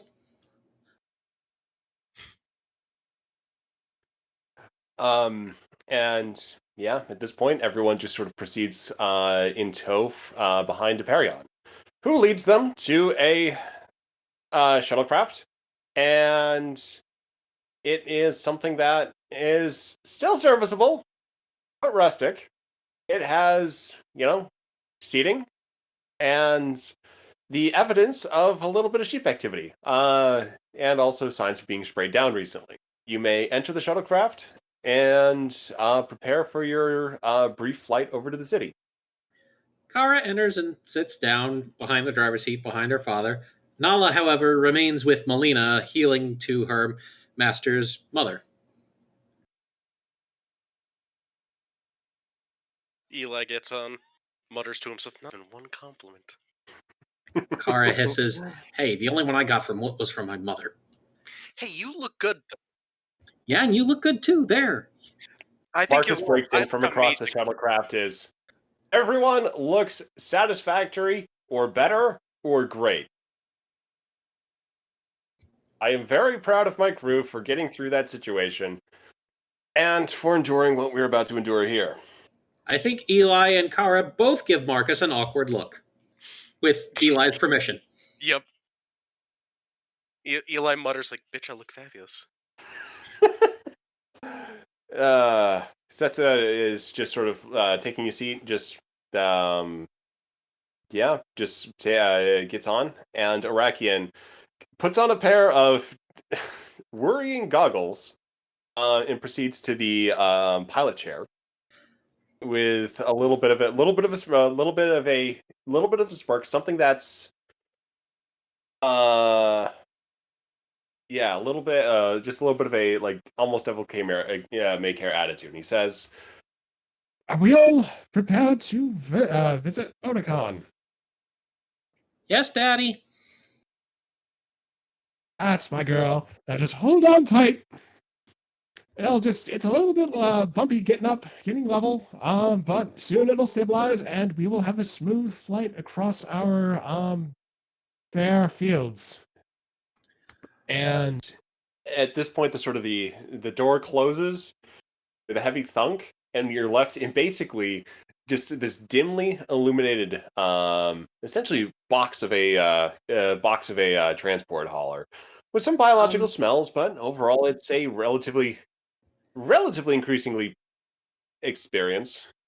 Rick, can you give me a reason engineering check?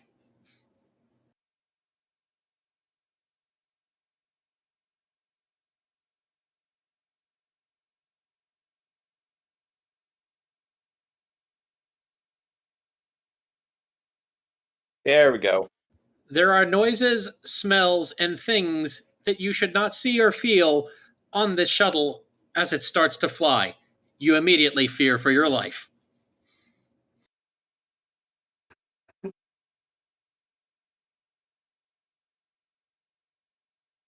Yeah, so you can make a quick inspection of some of the local or the nearby control panels, because it has this larger cargo space inside it. But towards the cockpit, you do see some additional engineering controls for power flow and stabilization.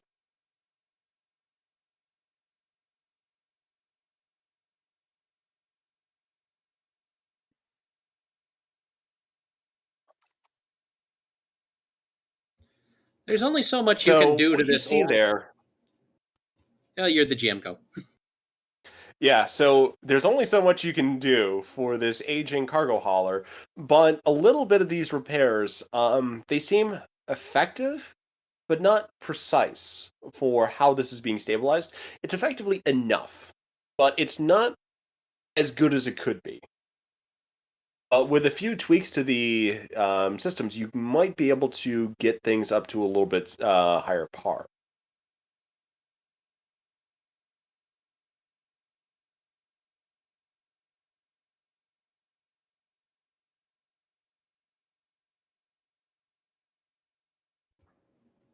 Kara shrugs. Perion nods like, yeah, yes, you are. From the cockpit, Perion also waves like, yes, if you'd like to have a go at something, but just make sure you're not touching anything that's too important and necessary for survival.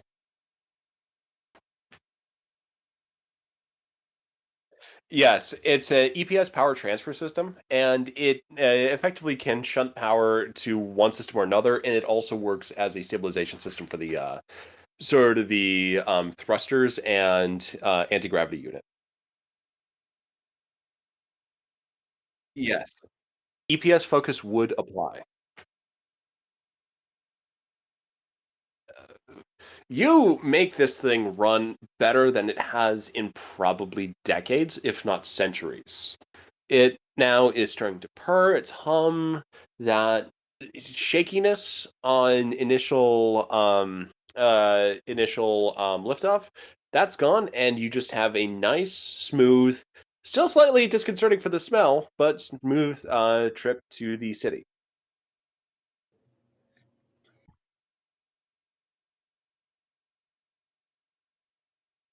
All right, Kara now Nord, looks and if you'd like to concerned. proceed to the next, if Nord would like to proceed to the next background.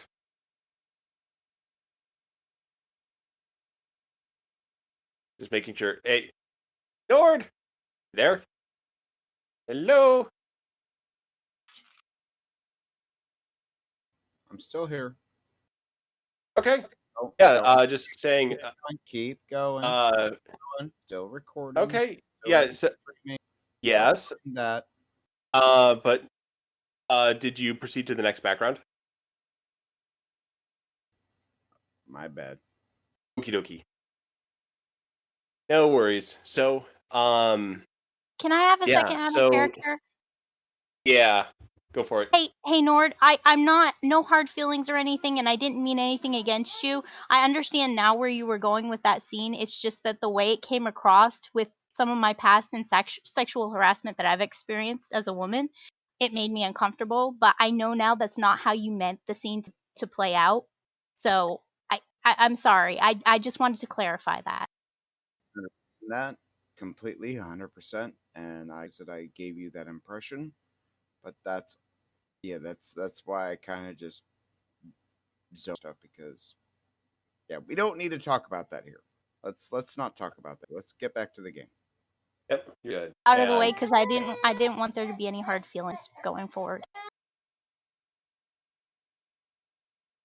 All right. So everyone proceeds. The shuttlecraft sets down. And what you see before you opening up on the shuttle bay is an active transit hub. So there are stairways and rampways leading down into the main city complex, where you see this spiraling network of city streets, sort of this brown tan color to match the slightly orange tinge to the sunlight. But you see these buildings sort of arcing around and sort of forming this almost flowing pattern leading up to a larger gray imposing building, somewhat dome-like, but also with a few protruding spires and squared off sections as well. So with the shuttle trip, it has brought you down to this main complex. You see other species arriving at this time. You see a party of Romulans and a party of Cardassians arriving, and some Ferengi as well. And they're all proceeding along effectively this path marked out in blue towards the main complex. Although you have, let's just say, a little time to maybe wander off the beaten path just a little bit as you proceed towards this conference, just taking in those occasional sights and occasional displays that are present. So everyone is proceeding sort of off, sort of just following the crowd. Marcus is leading. And Otara, Aperion has stayed with the shuttle, waved his goodbyes, and gave Kara a big hug before setting back off again. Otara is still with you, as well as Grimnir. Otara watches the shuttle flying up and away. I am glad that I sorted my own transportation.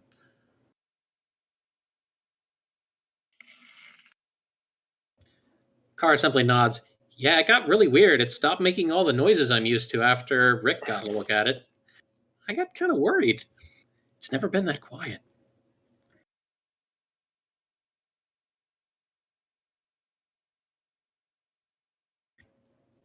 Kara looks over at him. You mean it's not supposed to make those noises?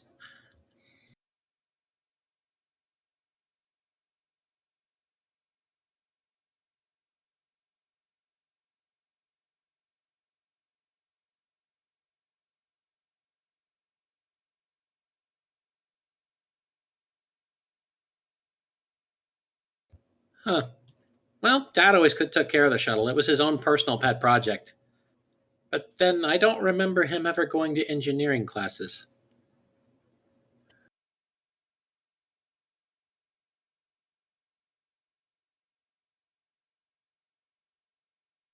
Until it breaks again. So at this point, is sort of everyone's proceeding along, and Kara kind of overtakes Graves a little bit, who's sort of walking a little bit more sort of thoughtfully and just sort of almost by himself at this time. And Cetsa is sort of kind of wandering around, but just getting a little bit more of a confused expression on her face as well. You all right there, Captain? Marcus says, yeah, it's just been a while. I mean, 5 years, almost 6. Getting out of the academy, coming, from right here, getting into the academy and coming back into command. And just, yeah, not how I imagine you seeing this place again. Kara nods. I don't think I've been to Otakon since I was 5 years old. But it is nice to be at least back on Iffar. Yeah. It doesn't look much different between now and then either. No, and that's kind of creepy. At this point, a group of Nausicaans kind of walks by the group. It sort of walks by in a way that you can best describe as a bit of a swagger. They are proceeding along, kind of taking most of the real estate on the sidewalk. And one of them bumps into Graves. Just hard to tell exactly what the context was, but Graves doesn't respond. Does anyone have a reaction to that? Kara's not going to... Sorry, go ahead, Rick.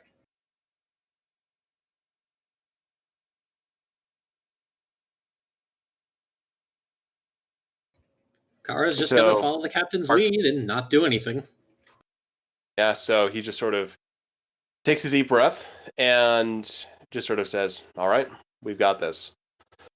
After me, if anyone wants to stop at a cafe, we certainly got the time, but otherwise we can just proceed right into the main event. I did hear about a really nice deli where we can have lunch later. It had a really odd special.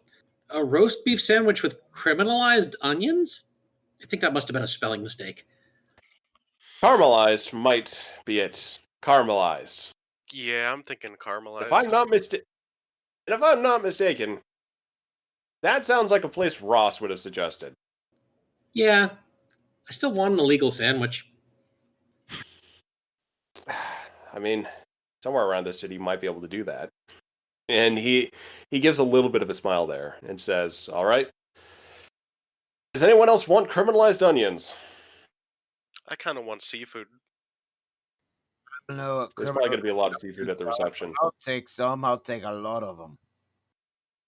All right. Well, it's on the way, just right outside the convention center. So they proceed, and you see a lot of this historical architecture, a lot of this, a lot of monuments and art installations, sort of around these business plazas and other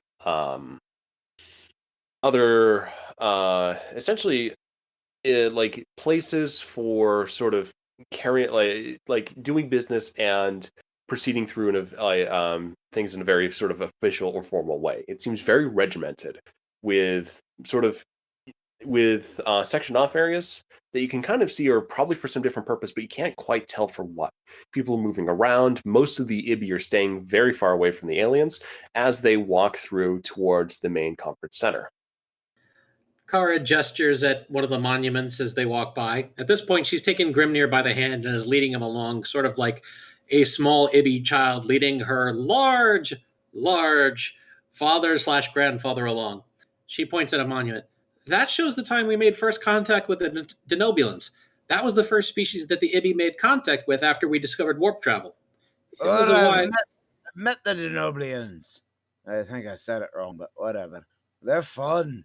Have you seen the funny faces there? Yeah, it's pretty cool. I can't do that, though. Kara tries her best to imitate it, but it just looks like her puffing out her cheeks.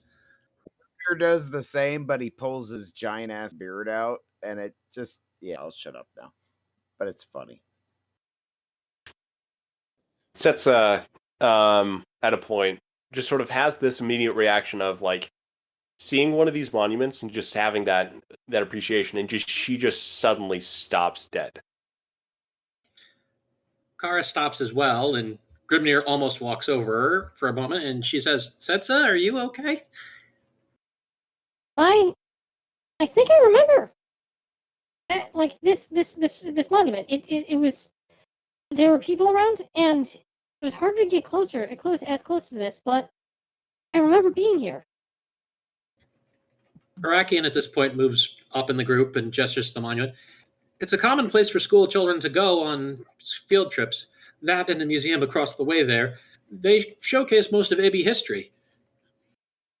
No, I think, I was about this high, and there was Starfleet. There was someone from Starfleet with me. It wasn't Ross. It was someone else. I think Bailey, Commander Bailey.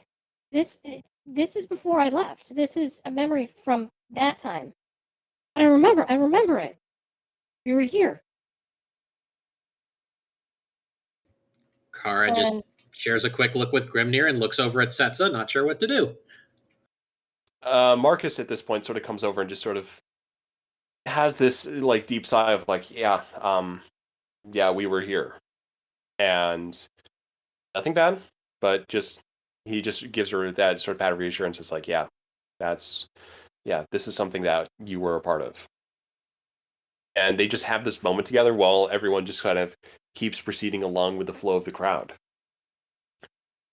As you get sort of proceed through the city, you get into the architecture starts to mold from this spiraling utilitarian style, like highly regimented. It starts folding on into itself. See a few more sort of spikes and spires, and looks a little bit more gothic. The colors also start to fade a little bit as well.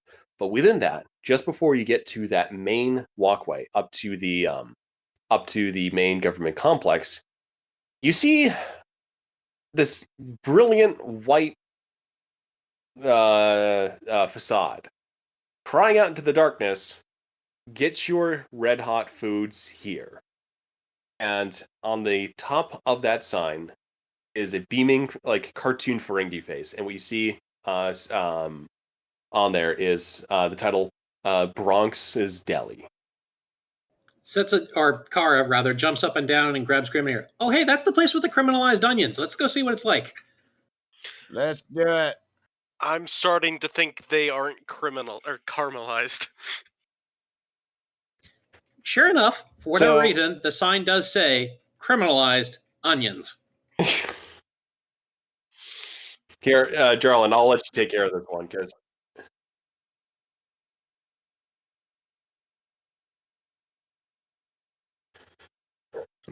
Kara So goes. what you have there, and we got to Go ahead. we got to story time or story tell this a little bit, but basically what you have there at Bronx's Deli is just standard deli. You have a few regular Ibby there, a few kind of confused looking off-worlders, one Orion male, as well as some unidentified species that you're not familiar with. Just taking a look at the counter there. From behind that counter, you've got a Ferengi that's just busy away preparing other people's orders. But behind you, there's a tap on specifically Kara Junrani's shoulder. Kara turns around after ordering her sandwich from the friendly Ferengi. Of course, she did go with the roast beef with caramelized onions, which he sets about making. And what you see, but like before you, is a very sort of stout elderly lady. And what you can only describe as sort of like a robe. Like it's very utilitarian, but it also has some intricate lace markings on there as well. And she just has this bright, warm, friendly face, couple of tattoos on her cheeks, and she says, Hey, are you with the crew of Starship Reliant? I am. Are you related to Hazra? No, I am not related to that. I am here to meet with you at Otara Arakian's humble, shall we say not request, but he thought we might be able to help one another. Kara brightens. You are the one I was supposed to meet. Yes. Yes. I'm getting lunch. Can you give me a minute, and then where do you want me to go? We will. What I say is easy enough spoken to here. I am, as you know, I am Ikven. I am one to help people find their true selves with our services of cybernetics. We have a small chapel in the administrative complex at the grace of Our Lady Velagigoro.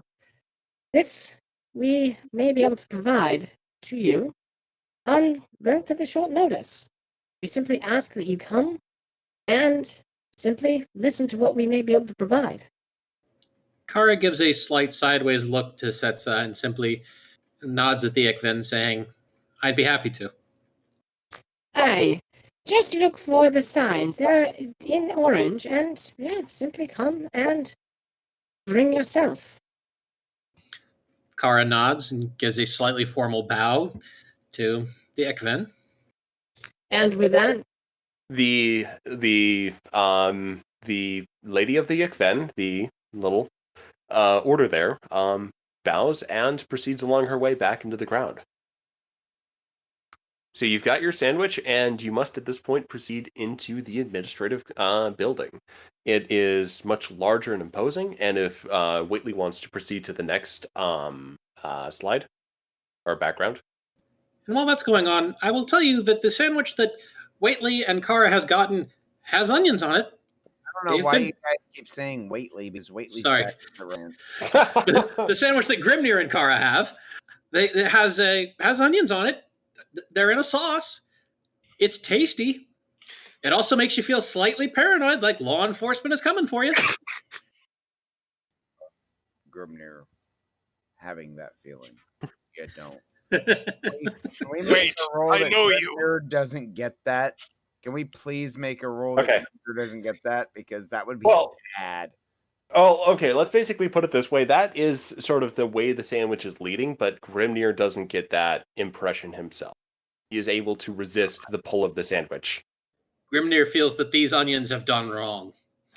But he doesn't take that upon himself. It's just like, this is something from the galaxy. So you said this is like just a regular deli, right? This was a regular deli just before you get into the main administrative complex. And so long as you don't order the caramelized onions. I'm going to order some kielbasa. Okay, yeah, they've got kielbasa there. Woo! So you walk into the administrative complex, this grand form of building. It's got this gigantic atrium. right in front of it. Giant pillars in the center, this fountain that has this arcing gravity field and large structures in the middle of that. And just spiraling up through that, just offering this delicate display of water and art. And you're walking in with a kielbasa and your fanciest of fancy suit coats. There are aliens just mulling about, as well as a lot of idiots. Some you might be able to recognize as security, just based on the way that they're just standing aside, keeping an eye on things. But for the most part, things seem friendly. They seem outgoing. So you've got some Ferengi at this point, but like everyone else is still proceeding up the stairs and into the main atrium. How do people proceed? Or follows whoever's. I finish my kielbasa and also follow. That was a really good sandwich. I think everybody at this So- point is looking at Graves like he might know where to go. Well, Graves is going to be moving, but the one thing to note that you do notice, Kara, that there are these little orange signs that you're able to follow. Kara slows down, slips behind the group, and eventually just slips away to follow the signs where they're going to see about her contact. So everyone enters the main chamber, what you see before you on the screen. This large cavernous hall. You've got this stone, these pillars, and it looks like a very old, very well used space, but still very grand and imperial. It still has this gravity architecture, spiraling up from, or gravity fountain, spiraling up from the main atrium and just proceeding along over the ceiling there. Here you have high Ibi dignitaries, as well as effectively your rivals. So you have the Nausicaans there, you've got a Klingon and a Ryan there as well. You've got your Romulans, Cardassians, and essentially a lot of other Ibi dressed in very fine regalia. A lot of it with frills, embroidery, and they look like they are other members of the Ibi noble houses. So your mission on this is simply to be there, but you also probably want to get a little bit more information about what's happening. What are the angles and what are the dynamics? Because ultimately, while the Ibi are to make their decision, you are there as Starfleet. So if there comes to a decision, you want to have a little bit more information. So Graves turns to the group and relays this and says, "We are here as Starfleet representatives. We should try not to make an incident, but we should also try to get a little bit firmer footing about what exactly this game is." Atara smiles. If I may be of any assistance, I can help introduce you. I know someone I want to talk to. Also, Nord, that was the correct scene for the background. Give us a moment, ladies and Nord? gentlemen. Reality is unraveling. Okay. Bwah. Yeah, It I should think we not switched. It should not have changed, but it did. Oops. There we go. Not the last one. We're still in the sort of the grand conference room. That one. Okay. Yeah, so I'm we're on not number sure 3 why still. it changed. It should have still been on that one. I think. I don't know what happened. Blame Q. Okie dokie, no worries. Yeah. Yeah, baby's not here. Yeah. So everyone's free to mingle, and you're free to sort of proceed along your specializations as well. You've got Ibi dignitaries here.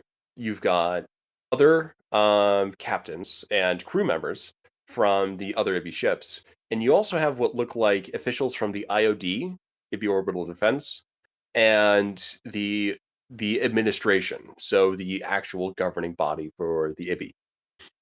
So does anyone want to, say, venture out into this group and see if they can make any headway?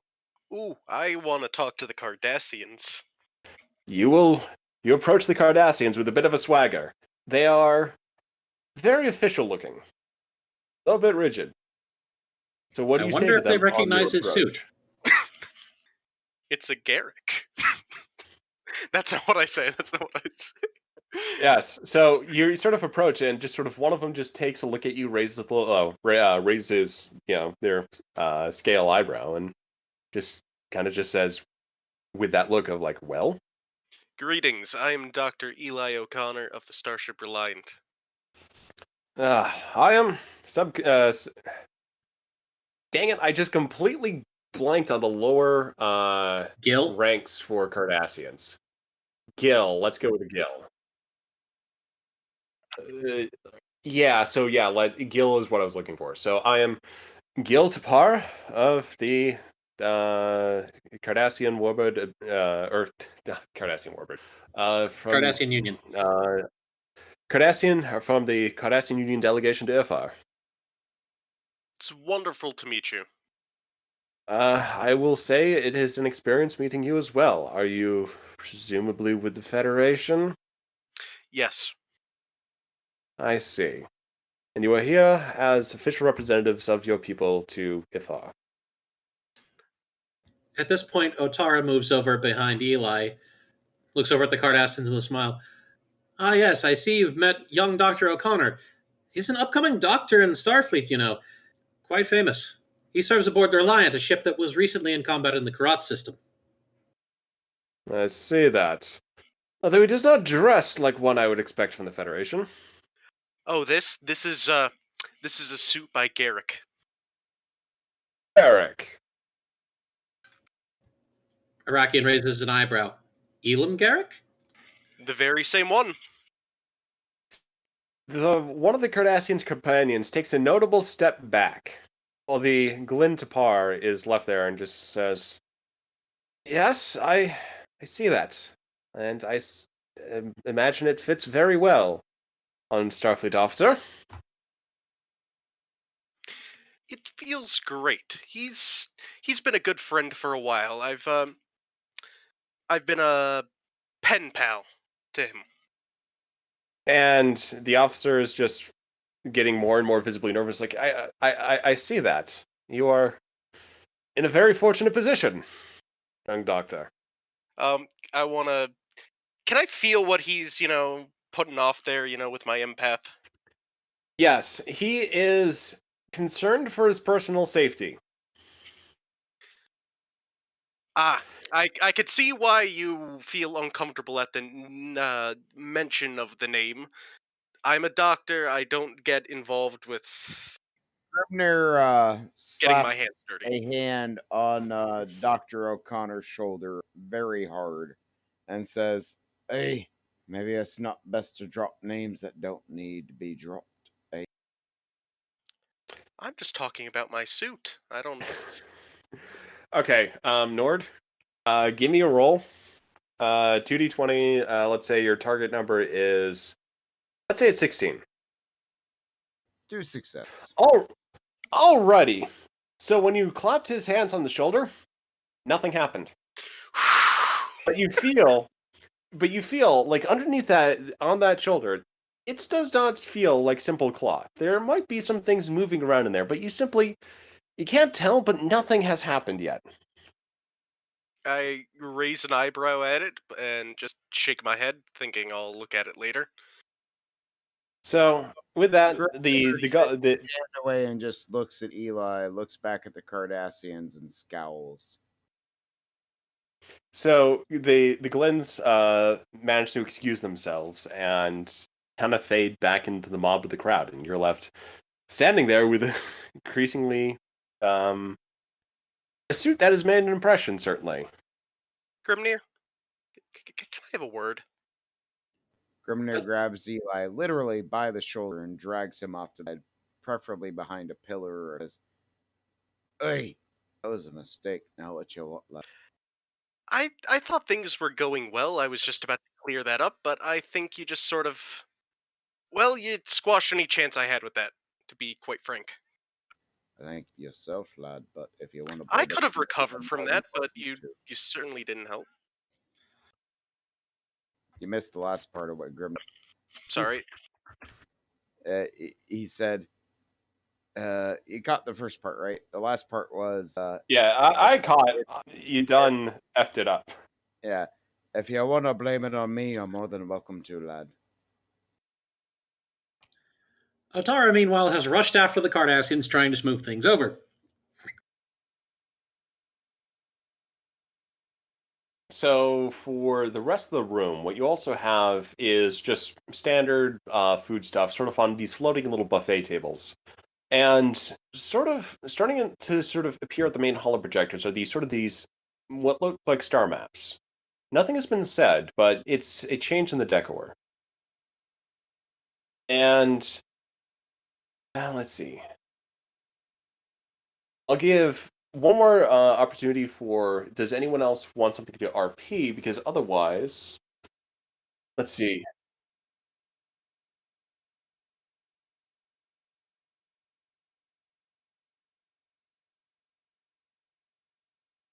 Alrighty, so oh yeah, yeah, yeah. Well, yeah, just any scene that you guys want to run, because this is basically open format conference. Anyone can go wander. Um, so what you can spy out from the rest of the group is that you see a lot of Ibby that are very well decked out, some are a little bit more austere, professional looking, but you spy one, a um, let's see, yeah. So you spy one who is a little bit more sort of in a mix of between the two, but you can definitely see that he's got cybernetic augmentation. So he's got his eyes are a little bit off color, and his arms are exposed at the sort of the mid forearm, and again at the sort of the hands, and they're definitely artificial. So you are free to approach this individual.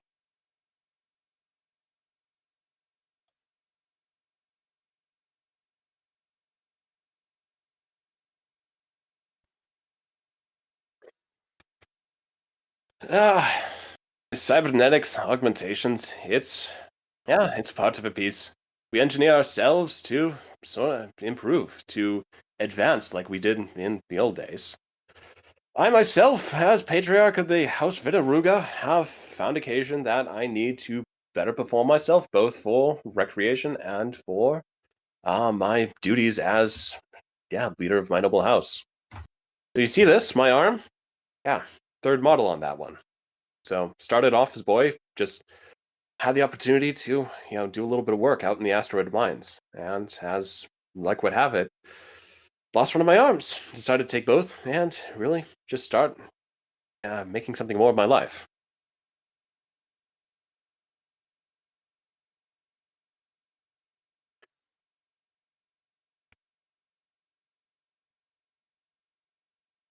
Yeah.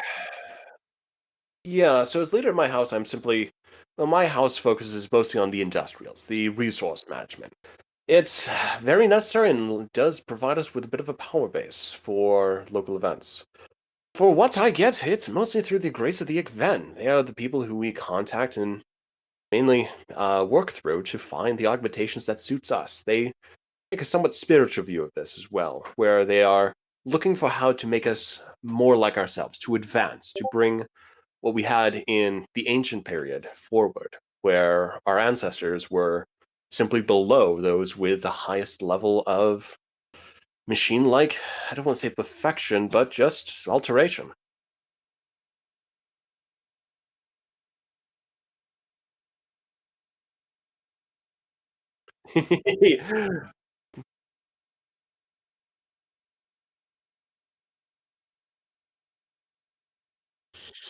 It's yeah, it's what we would say is the medical sect. It's semi-religious because, well, it can only have to be given our past. So the Ikven, it comprises doctors, nurses, counselors who really take it upon themselves to see how technology can be entwined with the body, and whether or not technology can take the form of, say, biological augmentations or cybernetic. I myself have favored cybernetic, and I've progressed along those lines.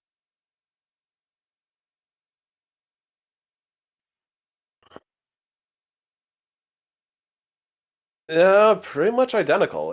Cybernetics technology has progressed relatively slowly over that time. There was rapid development about 700 years ago, shortly before the modern era. In the interregnum, there were traces of the cybernetic technology, but it's the classical period where this really develops, where we lived below those who ruled above.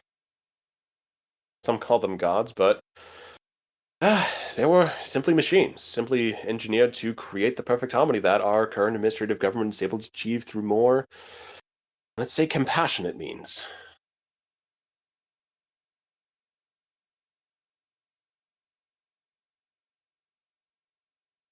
Not logical, but they were machines. They were created to bring order to a planet that had seen much turmoil. People wanted that stabilization, and they simply created those that they thought would provide it.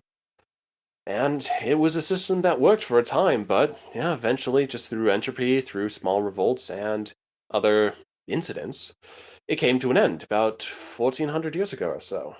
Then followed the interregnum, and we rose from that in the modern Ibby period with the invention of the administrative program, where we create, effectively, we create our betters and ourselves. We bring what we aspired then to everyone. And for the administrators, we still pursue those ideal governors, but they are still one of us.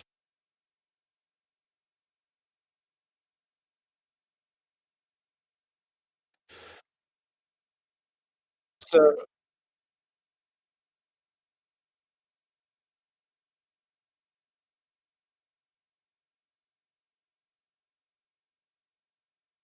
it's it's not so much external. The Ikvin are part of us. It is simply another caste in our society. We have the administrators, we have the noble houses, we have the Ikven, we have the trade guilds. We are separate in our own ways, but we all work towards a common purpose. It is harmonious, but as we've seen of late, it's something that we may have to revise.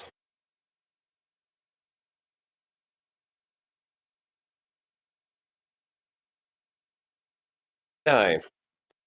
And that and we may look to our external partners for help in those solutions. And I myself would not be displeased if Starfleet was among those.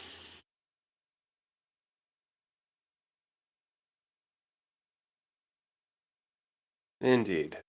And he sort of he just has this nod of I'll take your leave. I'll take my leave. Kara, this would be a good moment.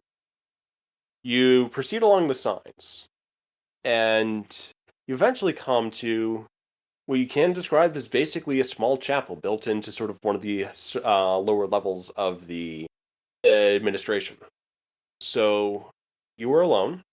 There were a few service people, but at this point, you are simply standing before that foyer. Temple to the gods and the machines. She looks around and heads inside looking for either the Ikvin she had met or just someone.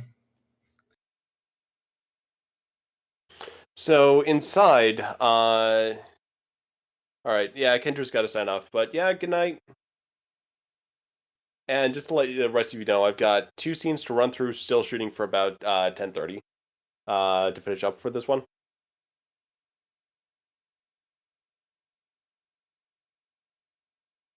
So does that work? If That's it's only fine. 15 if it's only 15 more minutes, we'll stay. It's just I had asked how much longer and I Yeah. didn't get an answer, so I wasn't sure. Oh, I didn't see that. Sorry, or I No, didn't that's hear that. fine. But yeah, yeah. So looking at just a couple more scenes, just setting a few things up, and then we'll basically do our sort of end of part 1 break. Okay, I didn't want to interrupt the scene you guys were doing. That's why I was typing it instead of saying it. Sorry. Sorry. Yeah. Yeah, and we've been going for a little bit while, so I think this would be a sort of good time because we've established sort of the things I wanted to establish. So at this point, Kara is sort of she enters the temple. So there's the initial scenes of sort of mythical figures from the classic period, and a few sort of scanning devices, and just sort of areas where people may have examinations. But you see before you, sort of towards the sort of the sensor and the sort of this altar-like configuration for the sort of the main work area. You see a single male Ibby. And if Nord wants to just proceed the background, we don't need to do the portraits, but just proceed to the next background there. And the figure there just says, Hello, Ensign Junrani. Kara stiffens slightly. Lieutenant Junior Grade. To whom do I have the pleasure of addressing? My name is Ilium Sokovic, and I am a High Archon of the Igven. I have the pleasure of providing you facilitation for advancement, full authorization and permissions, and you may even be able to make some headway at this meeting. Kara nods, closing her eyes. This advancement. Would you be able to help a friend of mine? I may, but my eyes are on you right now. Kara raises an eyebrow. What do you want? So be it. I would wish to advance. But if the only one could be helped, I would choose my friend over me in a heartbeat. You should know this. Your friend will receive the help she needs in short. For you, though, how do you see yourself? What do you live with? What do you want to improve with? Kara simply smiles at him. Everything, she whispers. Everything is a lot, and everything may come through simple advancements. See here, and he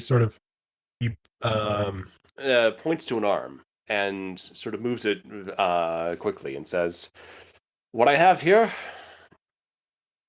is simply the work of advanced musculature, cybernetics, some machine parts, and some special nerve conduits. It's relatively simple, but I can do quite a bit more than most can. For you, something similar may suffice. Nerve lasings, muscle enhancements, bone grafts, and shielding would also allow you to survive. But what will make you happier? Kara shrugs. I have a lifetime to gather all of what I need. Limb replacements would be fine enough for now. Perhaps my eyes, if such a thing could be replaced. But I assure you, my goal is They can indeed. nothing less than immortality itself. We may all shoot that high.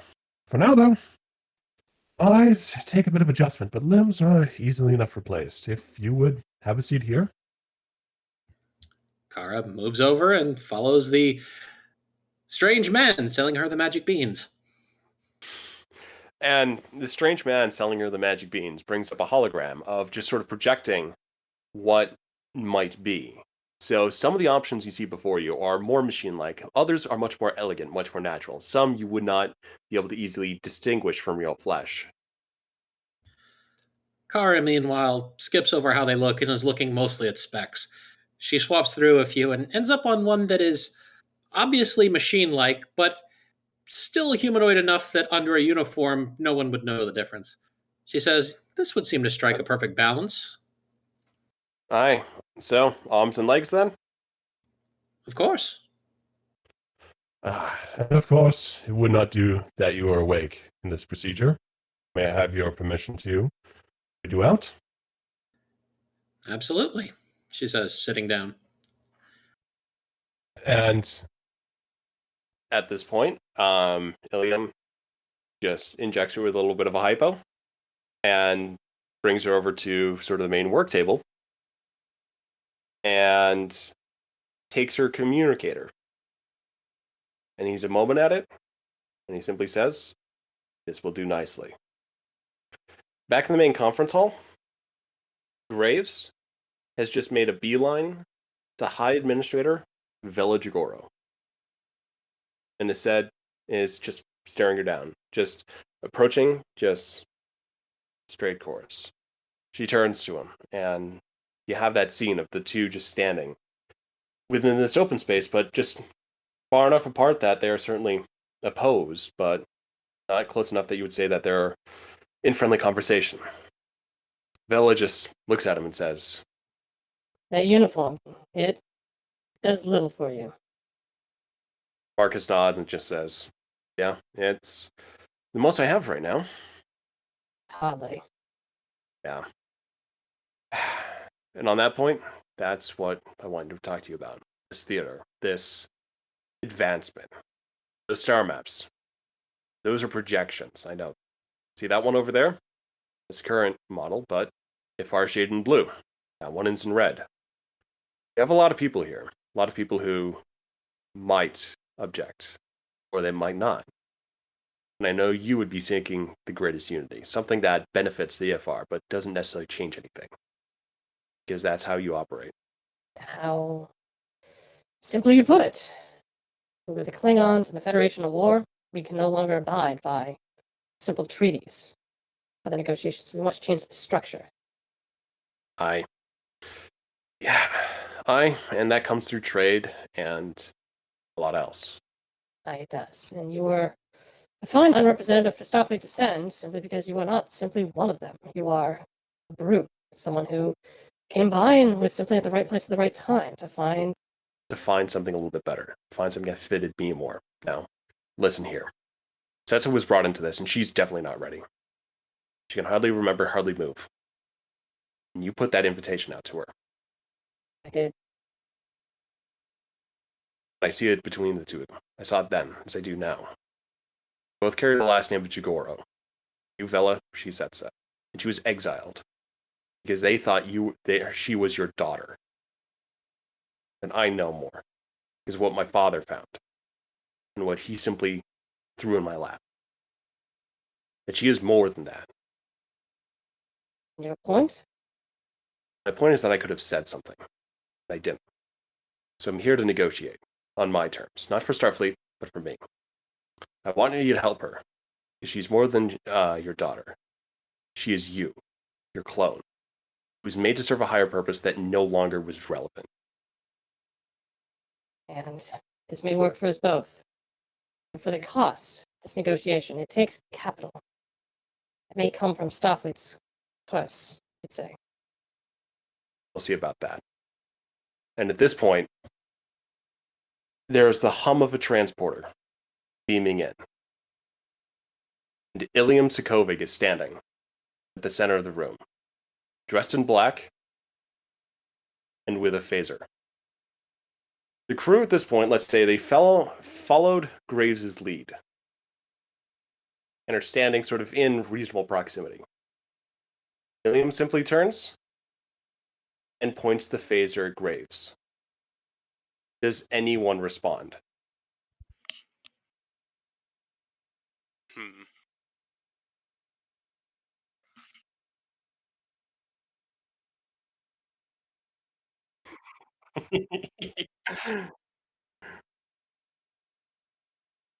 So, okay. So, Eli, do you try anything? I also, get in the way, but sort of behind Rick Tier, but in front of Graves, like in the middle of them. And Are you sure? I want to try slapping my shoulder. Okay, you slap your shoulder. Okay, you're gonna have to roll for that.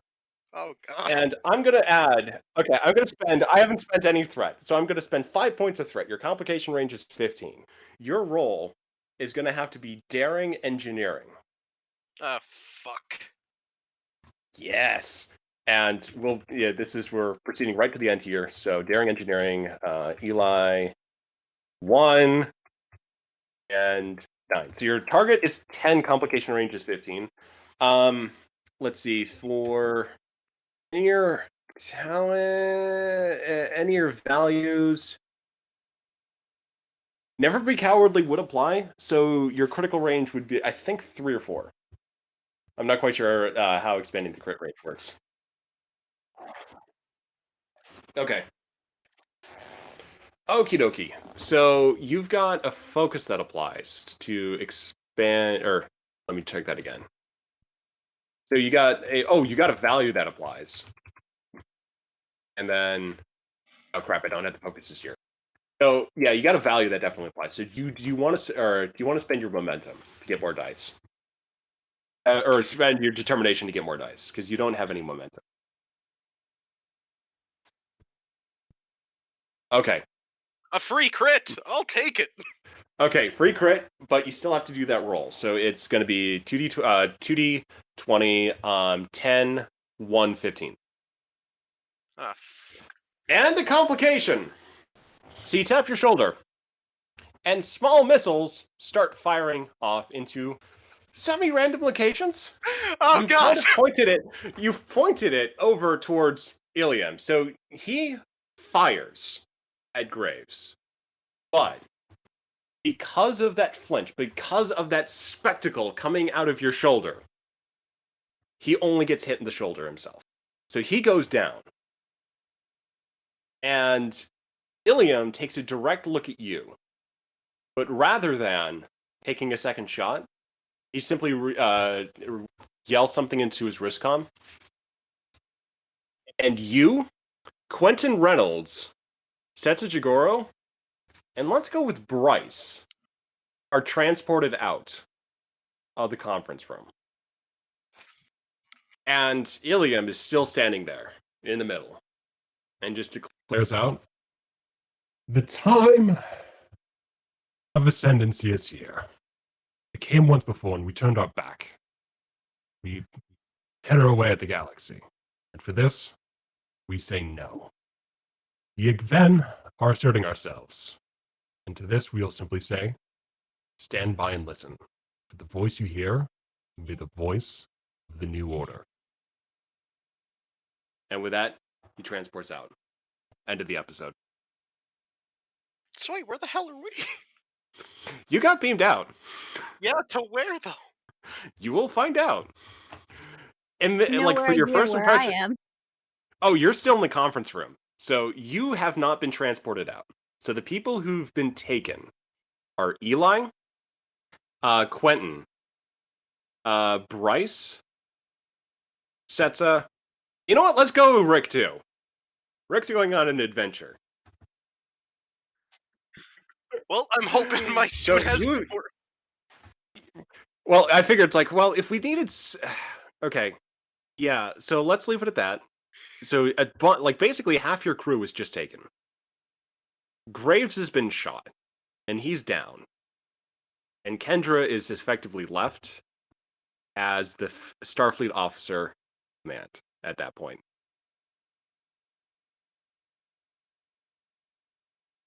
So, with that, yeah, that's what we've got for this week. Yeah, and for those in chat, thanks for sticking around. This was all. Hippie does a lot with this. GMing the first time is always I hard. mean, okay, Hippie's been doing this for like as long as I've been alive almost. Just, I know, and this is time one. I'm like, you know what? I'm gonna go big. I'm gonna go with trying to recreate like Found Your Mission to do it better. It's like, yeah. Oh wow, this was a lot. But The first yeah, time, thanks for I'm going to sticking go around. big. Thanks for There's your humoring first me. mistake. Yeah. So, well, it was fun, and yeah, we'll see where this continues on next time. Yay! I've been taken hostage by the bad guy. Woo! Probably Oh. us too. No, Kara.